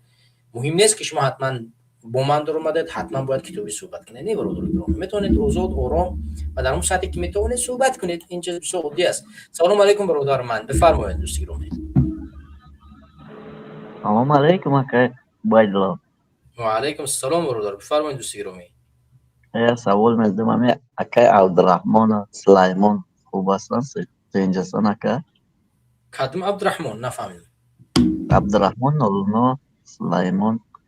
من راستی با یکان کسی از هر این نفر ارتباط ندارم، یعنی صحبت نمیکنم. اونا جوانترن از ما و ارتباط نداریم با اونا. ما اکای نمی‌وید پرسیدم گفتم اونا در کشور آلمان، من در انگلیس هم. ما از هم دیگر خیلی دور زندگی میکنیم به خاطر. فهمم. سلامت باشی اکای. زنده و سلامت باشید. سلامت باشی. خب تشکر برادران گرامی. برنامه را دیگر هر صورت خاتمه می‌بخشیم. یک نیم ساعت میشه در بخش مستقیم و امیدوارم که در برنامه بعدی پیوست میشین، فکر نظر خود رو بیان می‌دارین و صحبت میکنیم. بسیار مهم بود این برنامه، مخصوصا برای من. اصلا می‌خواستم چند هفته پیش این برنامه را پیش ببریم ولی خداوند وقت فرصت گذاشت که هفته پیش و برگشته برنامه را موضوع را تماشا کنین، نقطه‌ای رو ذکر کردیم، گوش کنین. شاید یکم بار نفهمین، دفعه دیگه میفهمین، سوم بار میفهمین. و این مسئله بسیار مهم است که ما و شما باید بفهمیم که چرا ما پیشرفت نمیکنیم، سبب پیشرفت ما چی است. ما قدر تلاش میکنیم آخر میایم در یک ذلت قرار میگیریم و به اساس همین هر یک چیز ریشه دارد و اگر شما برنامه رو خوب گوش کنید میفهمید که سبب های پیشرفت نکردن تاجیکستان در چی است و چرا ما پیشرفت نمیکنیم. و همین خاطر اینا رو تماشا کنید و عاقبت خواهید فهمید که یگانه راه و رشد ما این همبستگی ماست، رفتن به راهی درست و بودن در کنار هر کسی که علم، دانش و توانایی راهی مبارزه را دارد. و اگر ما این گونه شخص بدیم مطمئن باشید که تاجیکستان را تغییر خواهیم داد، جامعه را تغییر خواهیم داد و پیشرفت خواهیم بود. و همین حاضر به همین خاطر باید برنامه را بیشتر و بیشتر گوش کنیم. سلام نوشتن کسی، بفرمایید دوست گرامی. سلام علیکم. و علیکم السلام.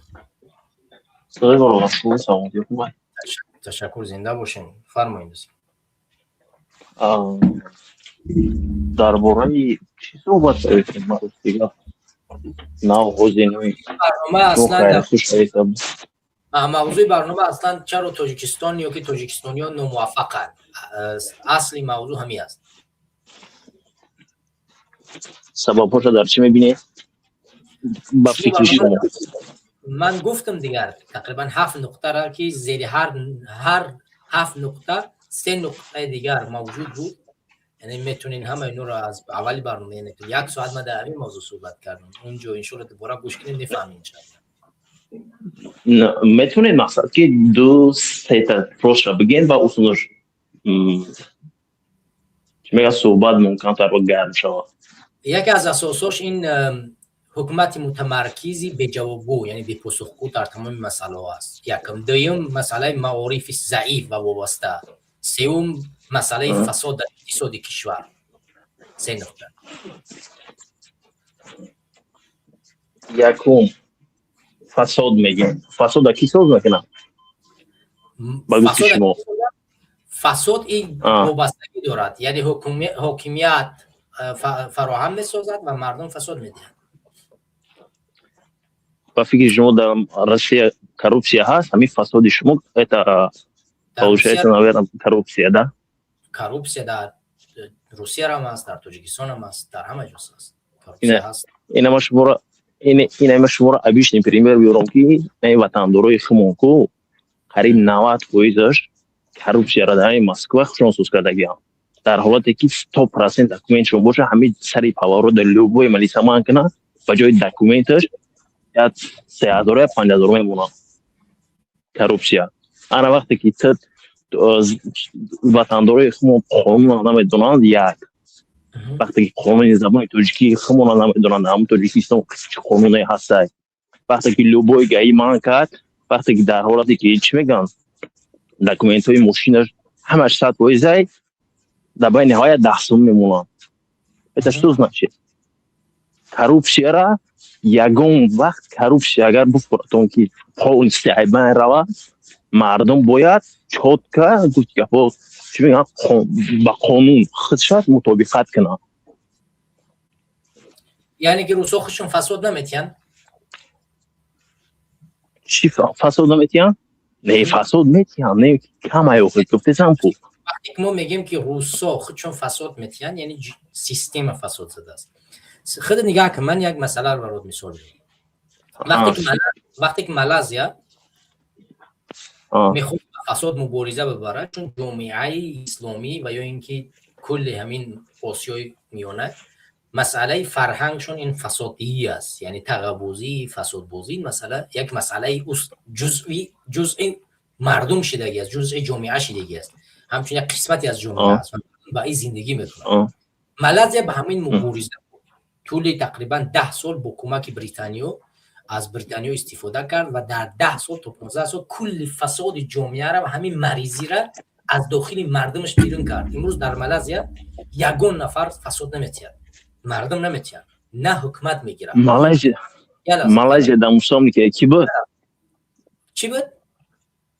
در مستعمره کدام دولت بود مالزیا؟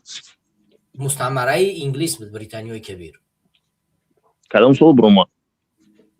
برمدن ندارد، یعنی برمدنش جدید برمد، ولی تو زمانی که در همون مستعمره بود و فساد مبارزه بود، از بریتانیا را استفاده بود، اقتصادش رو بلند کرد، توان فکری و اندیشمندی مردمش رو بالا بود. بعداً مستقل بود در کاغذ، همینطوری که ما در تاجیکستان امروز مستقلیم، ولی اونها چیکار کردن؟ پیش رفتن. مسئله اون نیست، مسئله مریضی جامعه است. وقتی تو میگوی این ربط دارد به جامعه، من مثال میارم. مالزیا توانست با مبارزه فساد، از بین بردن فساد در جامعه پیروز بشه، یعنی حاکمیت امکانیت فراهم کردن مردم. بازم مثال میگیریم. وقتی که من در یک جا کار میکنم، گفتم میگم که برادر برای من 5000 تو بیام کار کن، یا اینی که تو چگونه من اگر همین یا که خودت برای من پیشنهاد میکنی من 5000 میتونم در اونجا وابسته شم، من اگر همون یک مسلمان بگم که نه برادر این چیز برای من حرام است، دین من چیز من کرده است، قانون چیز من کرده است، من واسطه میشم، تو را میشناسم، شناسات میکنم برای کار که، ولی پول در من لازم نیست. تو هرگز پشیمون میشی، میگی خیلی بله درست میگی، تشکر میکنی، پول نمیگیری، پول نمیتی. یعنی این وابستگی تنها از یک طرف ندارد، طرف حاکمیت بیشتر مسئولیت است، چون که فرد میشنید او در حاکمیت، او از جیب من تو معاش میگیره، او خودی من است، خدمتگار من است. خدمتگار حق نداره از من تو فساد بگیرد. من یه مثال دیگه میزنم. خودت مثلا مثال میگم، در خانه یک نفر میوری که خانه تا تعمیر کنه، مثلا حمامت ویران است، یک نفر میوری، اون نفر میوید در خانه تو را میسوزه، اما حمام تو را میسوزه، تو معاش میتی برای او. آیا همون جای تو را بعد بسوزه بود تو معاش فساد براش میتی؟ نه اوکی. خدمتگاری تو خدمتگار تا چقدر معاش میشی؟ این نفری که در حکومت کار میکنه او خدمتگار مردم است. مسئله او این وزارت کارهای داخلی تنها با کار داخلی کشور چیکار میکند؟ کار میکند. یکی از فلسفه تدبیر ملیسه، سازش ملیسه، این چیکار کردن؟ به نظم درآوردن جامعه و نظارت کردن او است. تو نظارت کردن تو از کجا پولت میآید؟ مردم خلق جمع میشه و اقتصاد میسازه، او از همون اقتصاد پول میگیره و همون را بر میگه و مردم خدمتش میکنه.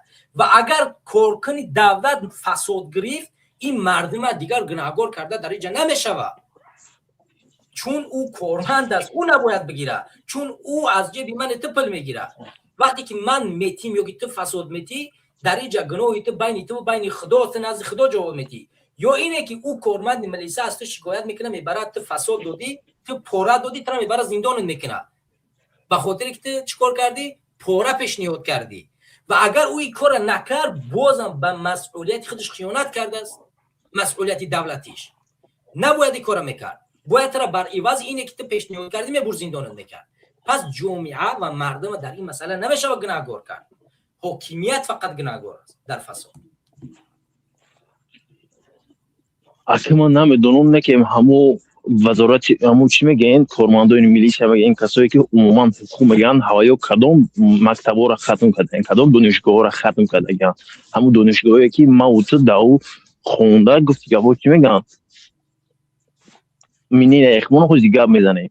میدونید شما میگن که خودی در تاجیکستان تو های معارف سسته، ایش سسته، مکتبش سسته. میدونید سطح فکرونای خیلیشون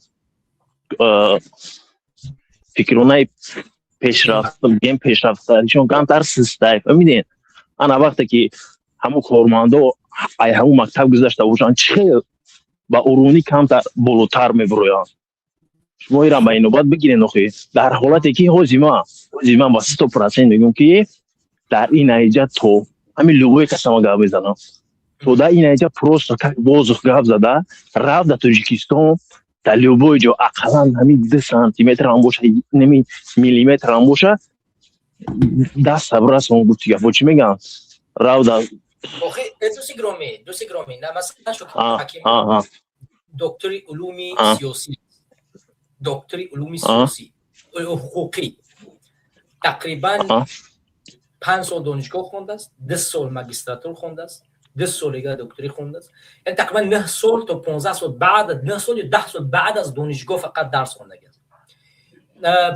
بعد از مکتب باز 10 سال 11 سال دیگه در مکتب. حالا فکر که 20 چند سال یا 30 سال فقط عمرش در خواندن گذشته است.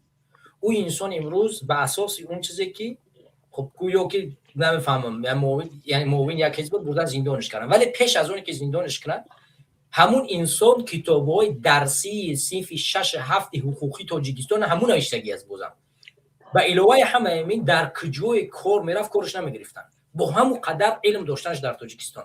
وقتی که طرف کارت نمیگیره با این قدر دوروی علم در دنیا که چون فکری سیاسی است، یعنی تو منتقد همین حکومتی چگونه خودت از ما طلب میکنی برای در تاجیکستان کار کنی وقتی که عالم دانشمند میره زندان میشه. این هم مثالش. یکی از نویسندگان برجسته تاجیکستان عبدالقادر است. بسیار نویسنده بزرگ تاجیکستان است. دهها کتاب‌های ادبی و علمی را به زبان تاجیکی باز ترجمه کردگی است. هزارها مقاله علمی است. او فقط تحریرگر کتابی یکی از مدیران بیمارستان ابن سینا، بیمارستان سینا یا چیزیش میگفتن همون بیمارستان بود، فقط تحریر کرده بود همون کتابه. بردن به خاطر تحریر همون کتاب زندانش کردن به 8 سال. او آموزگار، دانشمند، یک کسی که فخر این ملت این کشور است. من چگونه باید برم در چنین یک حاکمیت مثلا بتوانم کار کنم و فکر کنم که میشود وقتی چنین انسان من اینقدر فهمو هم گفتین ما اینمی قدر چی میگم که در حالتی که شما اگر ذره وطن دوست دارین فهمیدین گفتی میگم مهری وطن باشه چیزی باشه نباشه باید در وطن رفته گفتی یا همون ذره هم باشد همون حیثه اختانه گذارید پروسه مینینه مفسی اون حصه خودم گذاشتن. فکر میکنم من تو امروز نگذاشتم. همین حصه که از من تو پول رو میکنه به تاجیکستان میدونه که همین یک حصه گذاری است. یا مینوت توجی هو اینای هوش ساتوی اینا گفتین که سومروی کردین خیلی پریمرنا پریویلیجیتی ها به تو تاجیکستان قریب 50-60% ای درآمدی مهاجرای ها بله یک tak اما خیلی خب 40% بله اینا میسوره او اینا میسوره خیلی پوست وطنم گیری اما چی این پر داریم گپ همی است که ما انجام داده شدیم یعنی درآمدی یمینو فهمیدم ها خودت میگو که برای حساب گذاری اگر حساب گذاری یا منفعت گذاری در یک کشور باشد مسئله ما عینی حال همچون یک شهروند انجام داده شدیم این کار. خودت با مادر پدرت خانواده‌ات همسرت نمیفهم نزدیکات پول رواد میکنی و ما رو از جمله همین کارو میکنیم. یعنی هر ما در تاجیکستان در اقتصاد کمک میرسونیم چون اقتصاد کشور چگونه پیش میرود چیزی که واردات میآید و صادرات نمیره یعنی وارد میشود پول میآید زیاد و پول نمیرود. وقتی که تو بیشتر پول میآید و پول نمیرود کشور اقتصادش میرود بالا و ما کارمون انجام داده شدیم. آیا این پول چگونه در تاجیکستان باقی میمونه و بیرون نمیره؟ این مسئله حکومت است دیگه. حکومت باید این پول در داخل تاجیکستان نگه بداره. چگونه نگهش میداره؟ از کدام طریق نگهش میداره؟ بیرونش نمیرفته این کار او است. ولی ما میبینیم که در طول 30 چند سال اخیر حکومت اموال رحمانوف توانایی نگه داشتن همین پول در داخل نداره. نمونه ازبکستان توانایی مثال وقتی که نتوانست فهمیدم پول در داخل تاجیکستان نمیسته میبروید یعنی صادر میشوه میروه. اگر همین پول صادر میشوه بیکار میروه بیفایده خب پس ضرر شد باید حکومت باید جبرانش او بکنه باید او راهش پیدا بکنه. من نمیتونم مثلا در دیپلمات یا ازبکستان اشتراک کنه وقتی که حکومت دیپلمات یا وزارت خارجه وجود داره اونها تصمیم میگیرن که ما باید چگونه و چی چیزا رو از ازبکستان وارد بکنیم. او نقشه میکشه نقشه گذار او است من نیستم. پس هم گفتن توری درست انا که با کدام سبب میبروی همیسوم یکم دوم данный момент позиция мо дар именно Центральной Азия ай ҳама сустай. Азияти военный як. Икадаин дар ҳолате ки ягон давлат ба чи худаш бошидаги нестай. Ҳамара инвестору кардагиянд.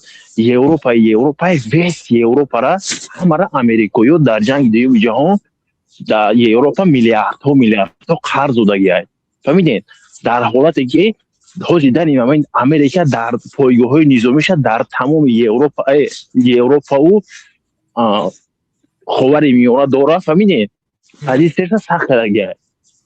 Инаи давлатҳое ки амнан дар иҷаи инвесторро меоянд сумчунон мезананд гуфти гапо импорт ина примерно чи импорт мекунад Арабистон, ховари миёна, Эрон, нефт, газ. Мо ягон чӣ надорем. Фаҳмидед? мо як минут сабабҳои ина Узбекистон ба сатҳи гуфти гапо болотар биромадан сабабаш ба чи? Сабабаш ба болимени нефт дора ба первых. Во вторых, Самарқанду Бухоро ай ҳамун соли вақте ки когда развалилась СССР, ай ҳамун сол ҷанги внутренней война вообще набуд. Как ҳеҷ набошад. Анами ҷойҳои таърихӣ миллионҳо доллар ҳар соле ай анаму соли 1990 истисар карда ӯзё даҳоя даромад меёрад. Дар мо ягон чӣ нест. Фаҳмидед? Последни 3 сола ки дар мо болимени туристҳо меоянд. Нам ничего не осталось. Вот именно. Фаҳмидед? аҷоби таърихӣ. نه برادر گرامی این حرف شما اشتباه است.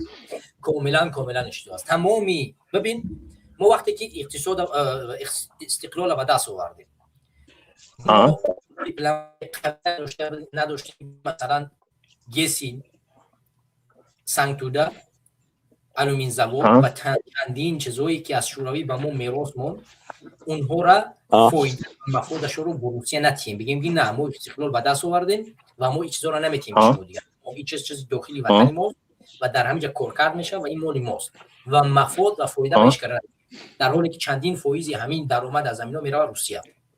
یک مسئله ما ده‌ها تا شرکت‌های بونفوز داشتیم در تاجیکستان بعد از شوروی. اما ده‌ها کی بود خب من نمیدونم اینا نگاه کن. یا مینوت پیش دستوندا. همه اینها خشتواری کرده شده فروخته شدن و وقتی که فروخته شدن از بین رفت. این دی مسئله سیو مسئله تجارت‌هایی که تاجرایی که می‌خواستن یگان کار برای این کشور این ملت بکنن. مثال آتش امید 88 اومدن خواتف سیدف ده تاجر دیگه که برای همین گونه سرمایه گذارا رو از خارج آوردن پول خود رو به داخل آوردن و رفتن تلاش کردن از بیرون آدم بیارن در داخل تاجیکستان اقتصاد نگه بدارن بازرگانی چیکار کنن بهتر بسازن ولی اینها کجا رفتن داراییشو از دست دادن زندان شدن. مسئله چهارم جامعه ما اقتصادش چگونه کار میکنه که ما صادرات بکنیم. وقتی که ما میبینیم که در تاجیکستان امروز ما برق داریم، در تاجیکستان امروز ما طلا داریم، در تاجیکستان ما این معدن کمر داریم، در تاجیکستان ما ده‌ها معدن‌های گوناگون داریم که ما میتونیم تاجیکستان را بهترین و پیشرفته‌ترین کشور بکنیم. این معدن‌ها چگونه کار میشوند؟ ایش کاری حکومت است. بتوانه یه لحظه صبر کنید. این کاری حکومت است. حکومتی است که بتوانه همین کشورهای خارجی دانشمندای خارجی را چیکار کنه جلب کنه. مثال عادیش میگیرم.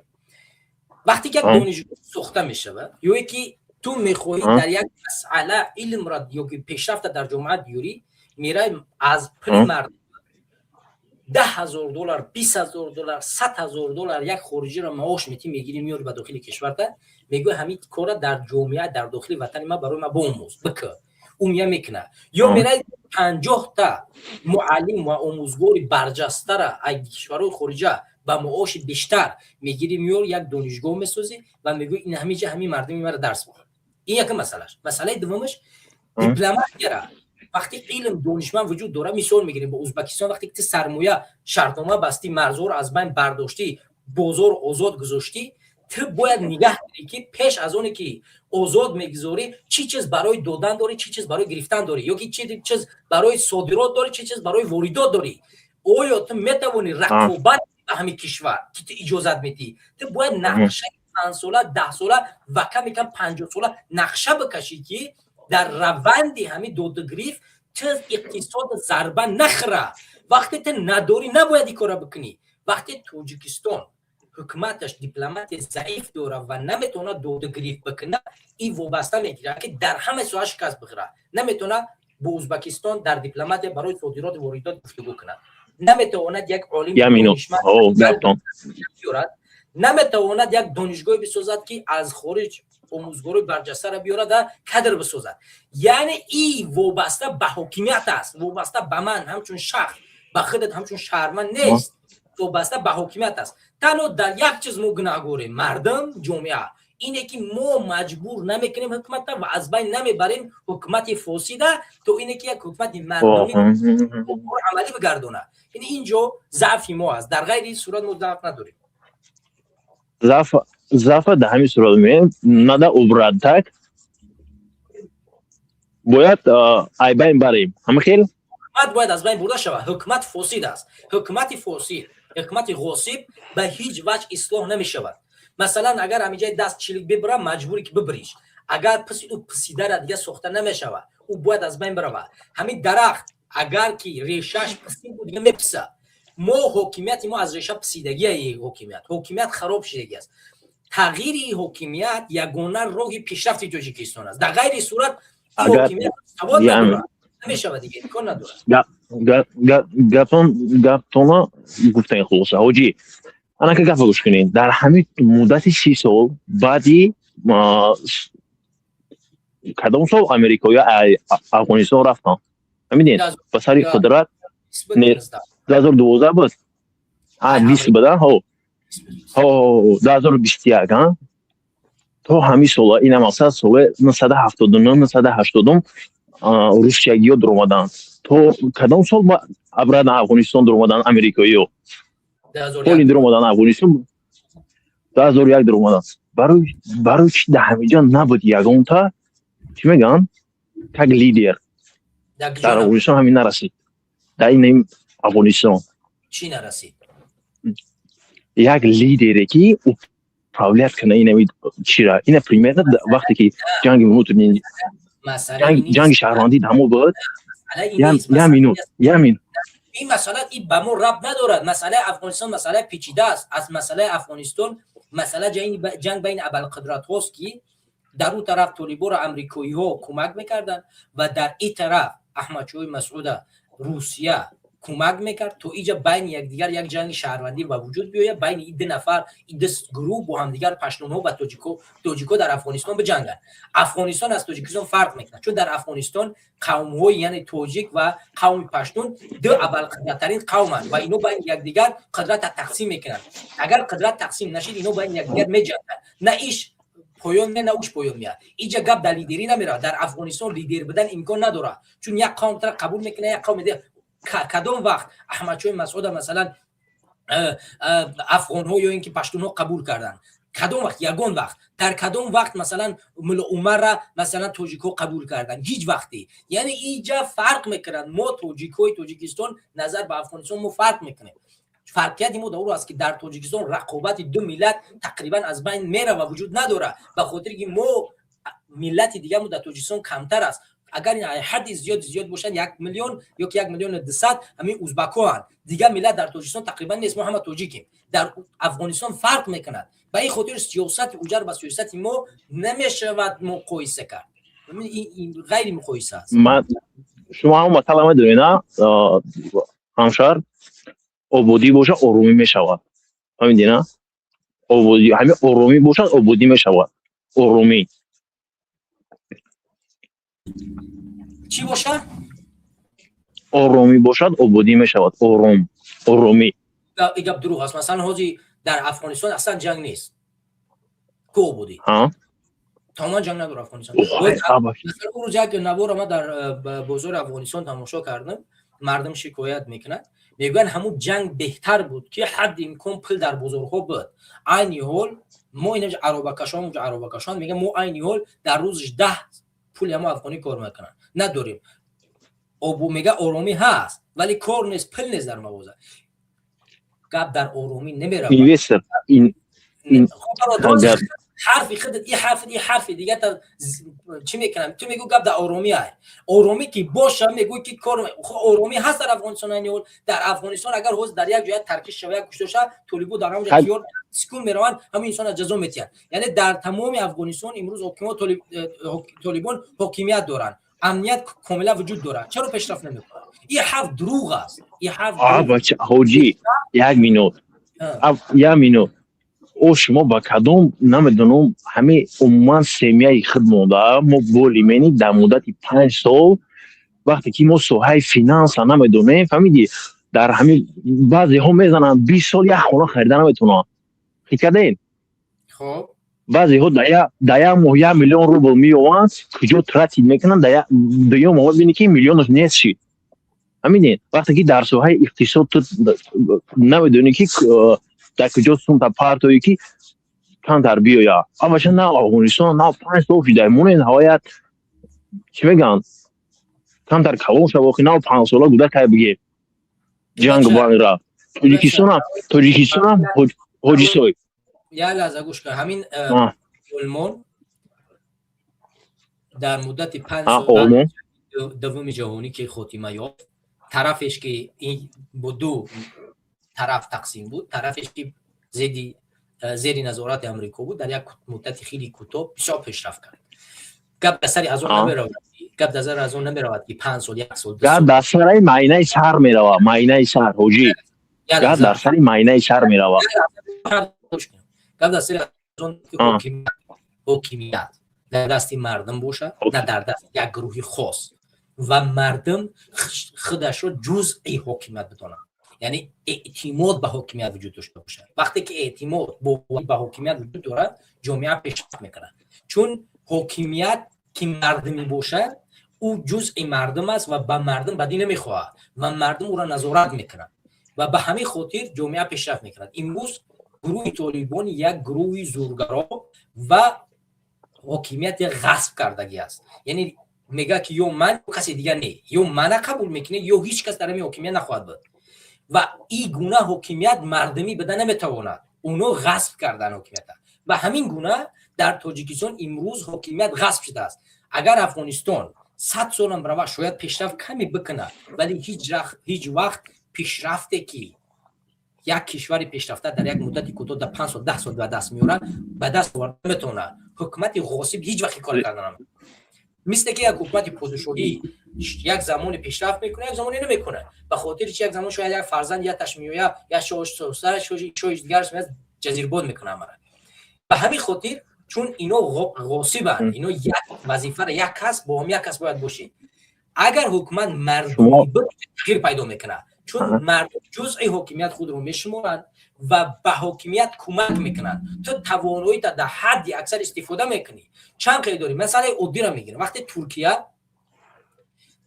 بعد که اردوغان به سر قدرت اومد واقعا مردمی بود اردوغان در اول عین حال نه اون زمان و مردم واقعا با تمام چی دارایی که داشتن آوردن در اقتصاد ترکیه گذاشتن در خونه‌شو چی پرتافتن و در یک مدت کوتاه تقریبا در 10 کشور 20 کشور بهترین اقتصاد جهان شامل شد به خاطر چی به خاطر که مردمش 12 ساعت می ایستاد کار میکرد و هم داراییش هم میگذاشت ولی وقتی که حکومت برعکس همین حکومت ترکیه به مردم فشار آورد و ظلم کرد بعد از انتخابات مثلا آورد و سوی دروغ برکشون شفاف نبود و مردم چیکار کردن مردم برعکس داراییشون جمع کردن و امروز حکومت ترکیه به دهن زد یکی از اساسهای پیشرفت ساختار مردم سالاری است چی او اسلامی باشه چی غیر اسلامی باشه چی دموکرات باشه چی کمونیسم باشه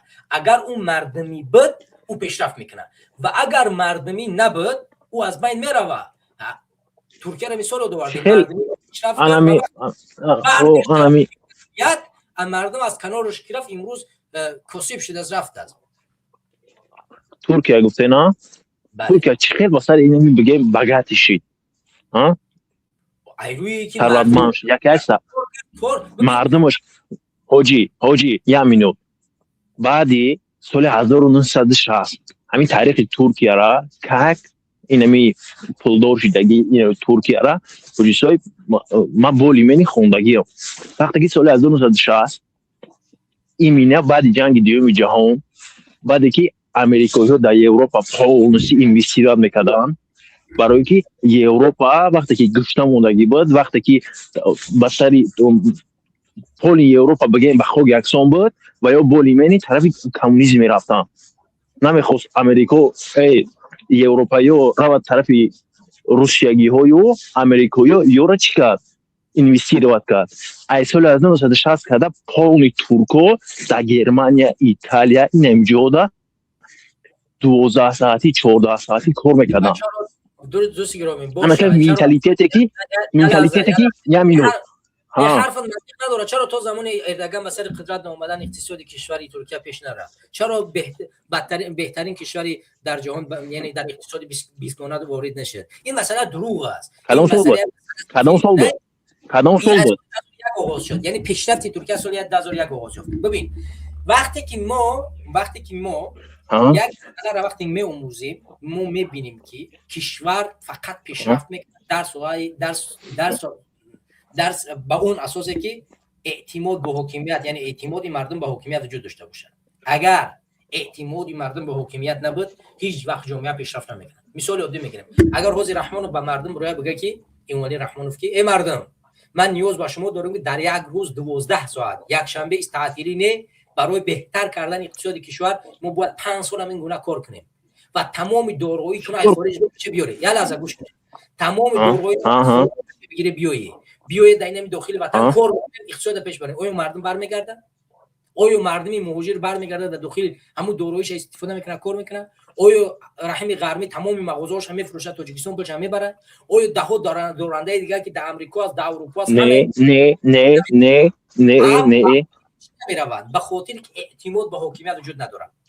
اگر مثال میگیریم این حوزه حکومت تغییر پیدا کنه یک حکومت نو بیاد که مردم انتخابش کرده باشه من برات قول میتیم 1000% برات باوری میکنم که اگر همین حکومت مردمی یک بار صدا بزنه مردم دویده کار میکنه به خاطر که اعتماد میکنه ببین اقتصاد قرقیزستان هر سال در حالت افزودن است یعنی بالا هواپیماهای قرقیزستان تقریبا 50% از تاجیکستان نظر به تاجیکستان ارزانتر است. اینترنت قرقیزستان 50% ارزان و بالاتر از تاجیکستان است. هم صفتش هم ارزشش است. تمام این چیزها بر اساس چی میآید؟ قرقیزها مهاجرتشون 10 برابر تاجیکستان از در روسیه از تاجیک‌ها کمتر هستند. صفت و سطح زندگی قرقیزها امروز در روسیه نظر به تاجیکستان 10 برابر بالاتر است. نه پتن میسپرن نه چی. هزارها چیزهای بهتری وضعیت نشون میده. به خاطر چی از این چیزها؟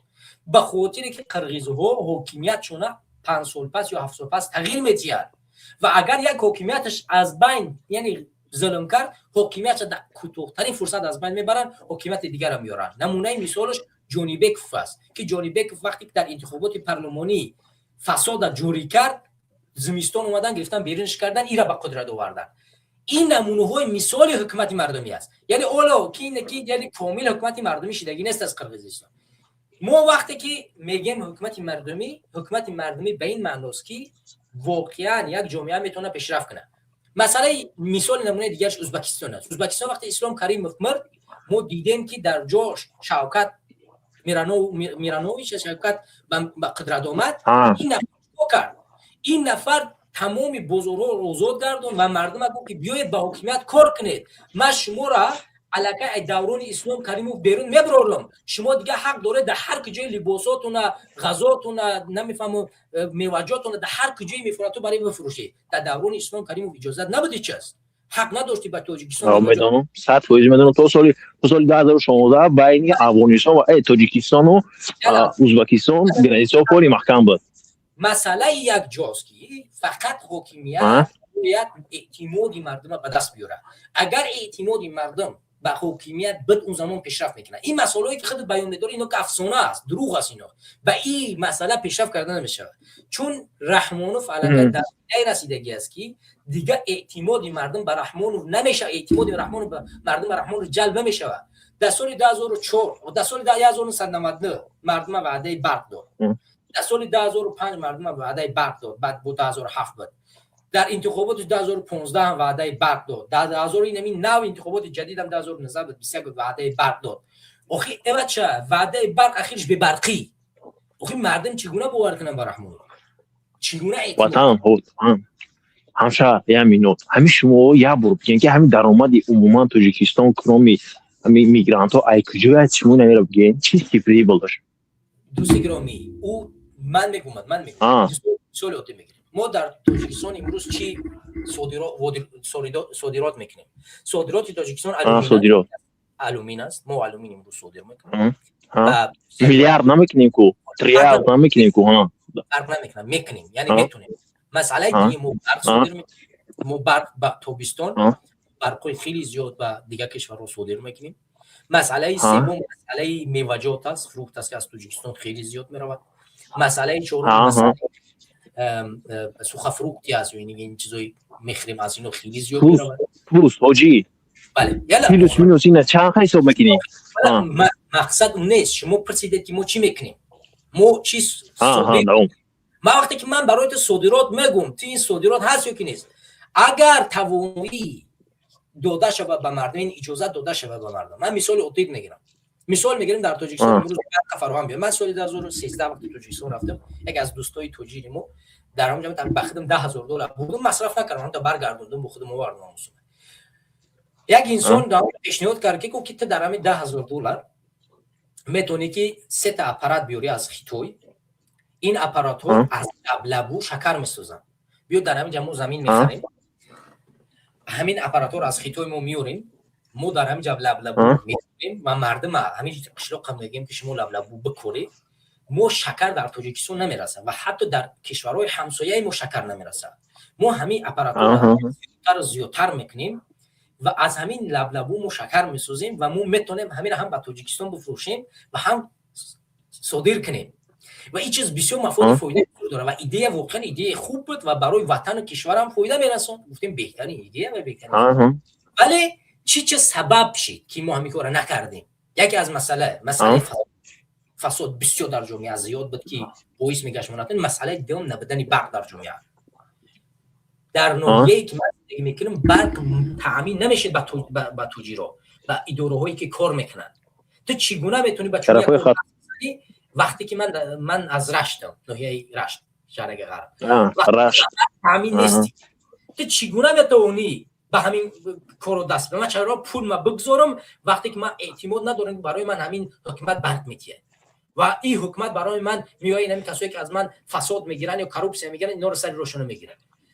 یعنی همین کارو ما نکردیم. اگر مثال من سوهای شکر میتوانستم تجارت کاملا کلی تاجیکستان رو باید تامین کنم و است پل یعنی تجارت از همین گونه کلام کنیم بریم و ده ها سوهای دیگر است. سوهای شکر توقنه، سوهای مکرون است، سوهای گوناگونی دیگر است. است که میدونی یک نمونه دیگری مثال عادی من مثال میگیرم. من زبان انگلیسی سطح عالی است. خب برای من اگر انگلیسی من میرم یک کالج میسازم که از فینه تو مثلا 4 ساله من یک کالج میسازم با شرط اینه که همین شاگردایی که من میسازم 5 سال بعد از ختم همین دانشگاه با من کار میکنن و من 50% معاش اینا رو میدیم و بپل اینا رو ما سواد میدیم. من اینا رو با زبان انگلیسی تامین میکنم و امروز در جهان تمامی مثلا تلفن های آمریکایی که صوتی سیویازی که کمپانی کلون هستن در جهان مردم تامین میکنن اینها اپراتور نیاز دارن. اپراتوری که با معاشی کمتر در امریکا یک اپراتور $3,000 یا $5,000 معاش میگیره. من اونا رو میگیرم که انگلیسی دون ما در اینجا دارم. تو بیا با من شرطنامه ببند، تو معاش در اینجا تو برای من $3,000 معاش ندی، برای من $500 معاش بدی در معاش، من اپراتور رو برای تو آماده میکنم، تمام کارو برای تو میکنم. من تیم خدمت آماده میکنم از همون کالجی که تحصیل کردن کادر آماده کردم میسازم و در تاجیکستان میشینن با همون تلفن در امریکا معاش و امریکا اومدن میگیرن. همین گونه در سوهای گوگل در سوهای گوگل با مردم می‌آموزم. در هزارها این هندوستانی امروز در داخل هندوستان نشسته است، زبان انگلیسیش ساز است، در گوگل کار میکنه. این مسئله‌ای است که خودت عقلت و شاید فهمیش توی درجه نرسیده است که میشه و کار کرد زمانی که به مردم داده. ما شما را 100% فهمیدم. ما شما را 100% فهمیدم. شما کدام اقتصاد ختم کردگی نمیرگین؟ آخه چی فرق میکنه؟ اقتصادتون مقصد نه میرود. شما اقتصادچی نباشین. ها ببینید شما سوهای پلیتیکا تمام کردگی نباشین. شما کدام سوها را تمام کردگی؟ یعنی у каждого есть своя профессия. Да? Вот химик میره خیمیا درس میتیا. یه لحظه صبر کن. یا میدونم.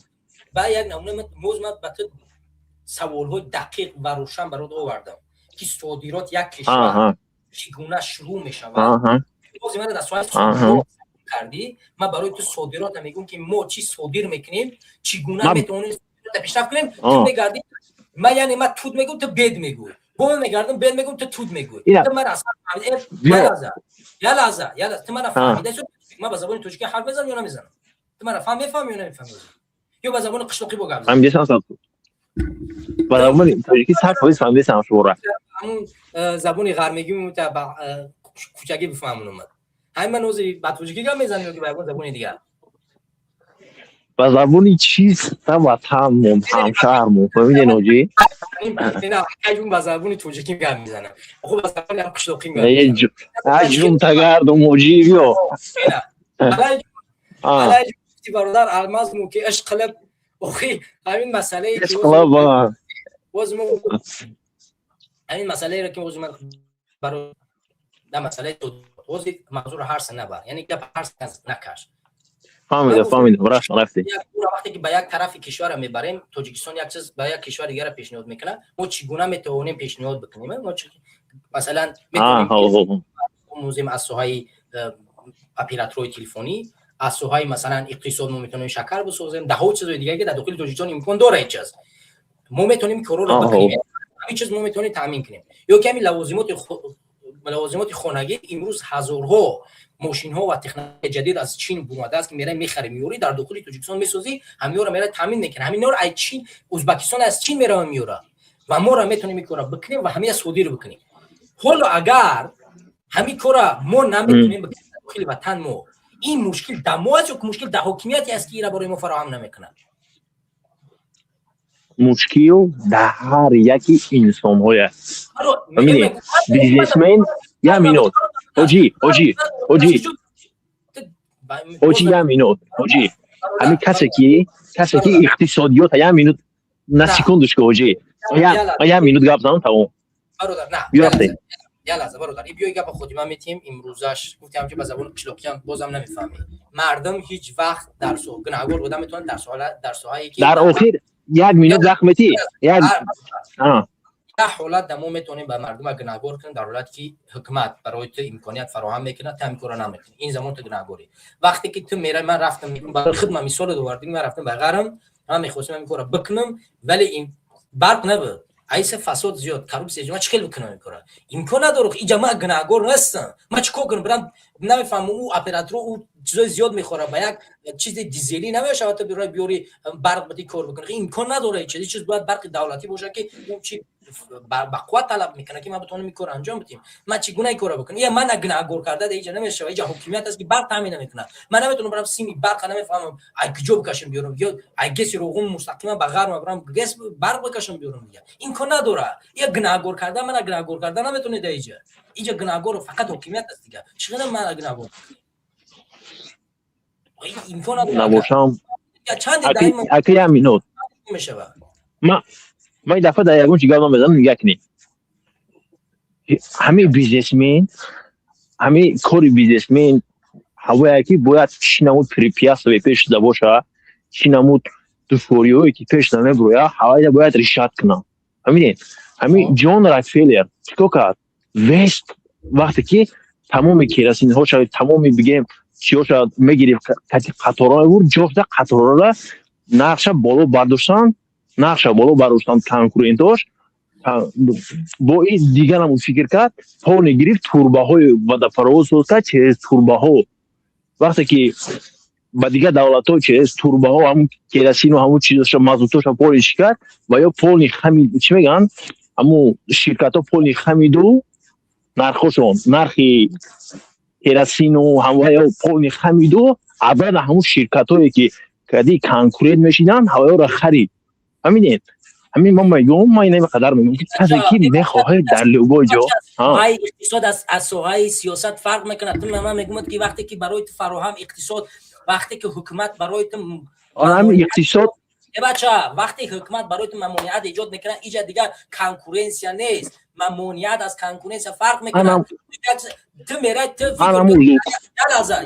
تو میره در یک کشوری که آب نداره تو برق آبی ساخته میتونی آخه مغز تو سرمایه میتونی نمیشه واقعا در یک جای برای تو برق نداره برق نمیتونی تو میره همون شرکت زده میتونی تو میگو که نه تو تاجر باید بکنی تو گناه در گردن من زده نمیتونی اخی اینجا گناه حکومت است حکومت باید برق پیدا نوات بتیه تو برق تامین کرده این با سیاست با کنکورنس ربط نداره همین چیز این چیزی دولت است دولت باید برق تامین کنه تجارت از سوهاش دولت تامین میکنه که یعنی تاجر میره و سرمایه‌اش میگذاره تو در جایی که سرمایه تا میره میگذاری که میتوانی دروش کار بکنی یعنی امکانیت وجود داره که میتونی تو پولدار شی اونه که کنکورنس یعنی یک کنکورنس رقابت ترا پر قوت میکنه نه اینکه ترا ضعیف میکنه اما وقتی که برق نیست امکانیت نیست این از بین میبره تجارت وقتی تو میدونی که در همونجا آب نیست برق نمیره بسازی برق آبی امکان نداره وقتی میدونی در همونجا برق نیست کار نمیکنی که با برق تعلق داره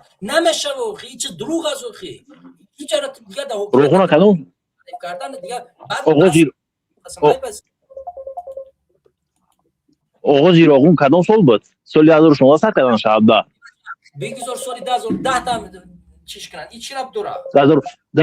2010 اکسیه ها را جنوب مجبور کرد که اکسیه ها را وطندارا بخرید همشهرها بخرید کسایی که خوز اکسیه های روغون گرفتگیان خریدگیان همون سال اینویستیر کردن رو میگم هزار رحمت ببینید سال 2019 سال 2019 ازبکستان در نمو گشی روغون بنی افیتسالنی دانیا ما که نمیدونم نی افیتسالنی دانیا در همجا بمب بارون کرد این کم دروغه همه روغون دوا خودم میسپرم چون دوا حاجی برای کو سلامت باشید سلامت باشید دوستان گرامی بسیار با این برادر زیاد بحث کردیم و بحثمون طولانی رفت و همین خاطر دیگر وقتی شما را زیادی نمیگیرم دوستان البته بحث و گوناگون است بسیار خوشحالیم که بچه‌ها میدونن صحبت میکنن ولی کم یک تفکرتون بالاتر ببره تا بتونیم در همون سطح بالاتر صحبت کنیم مهم نیست که ولو من میدونم گفت با زبان کوچکی صحبت میکنیم حرف میزنیم هیچ حرفی نیست ان شاء الله فکرها یوری میتیات ما یک دیگر را کمک میکنیم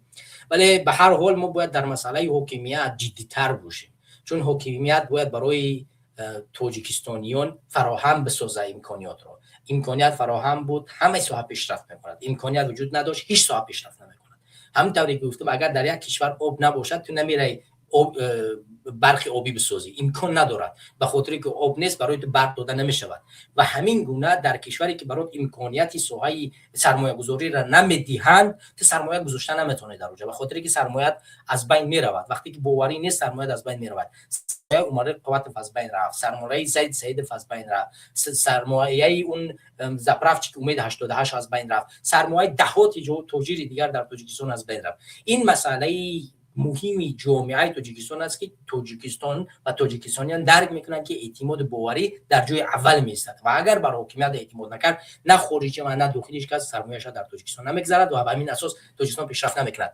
همه شما رو به پروردگار میسپارم پروردگار تا هفته دیگر شما را در حفظ امانش نگهبان باشد و ما را با سلامتی کامل نگه بدارد که بعداً در حضور شما خوبان قرار بگیریم و یک برنامه جالب دیگری داشته باشیم در پیشکش شما خودم اسپارم وقتتون طولانی نمیگیرم السلام علیکم و رحمت الله و برکاته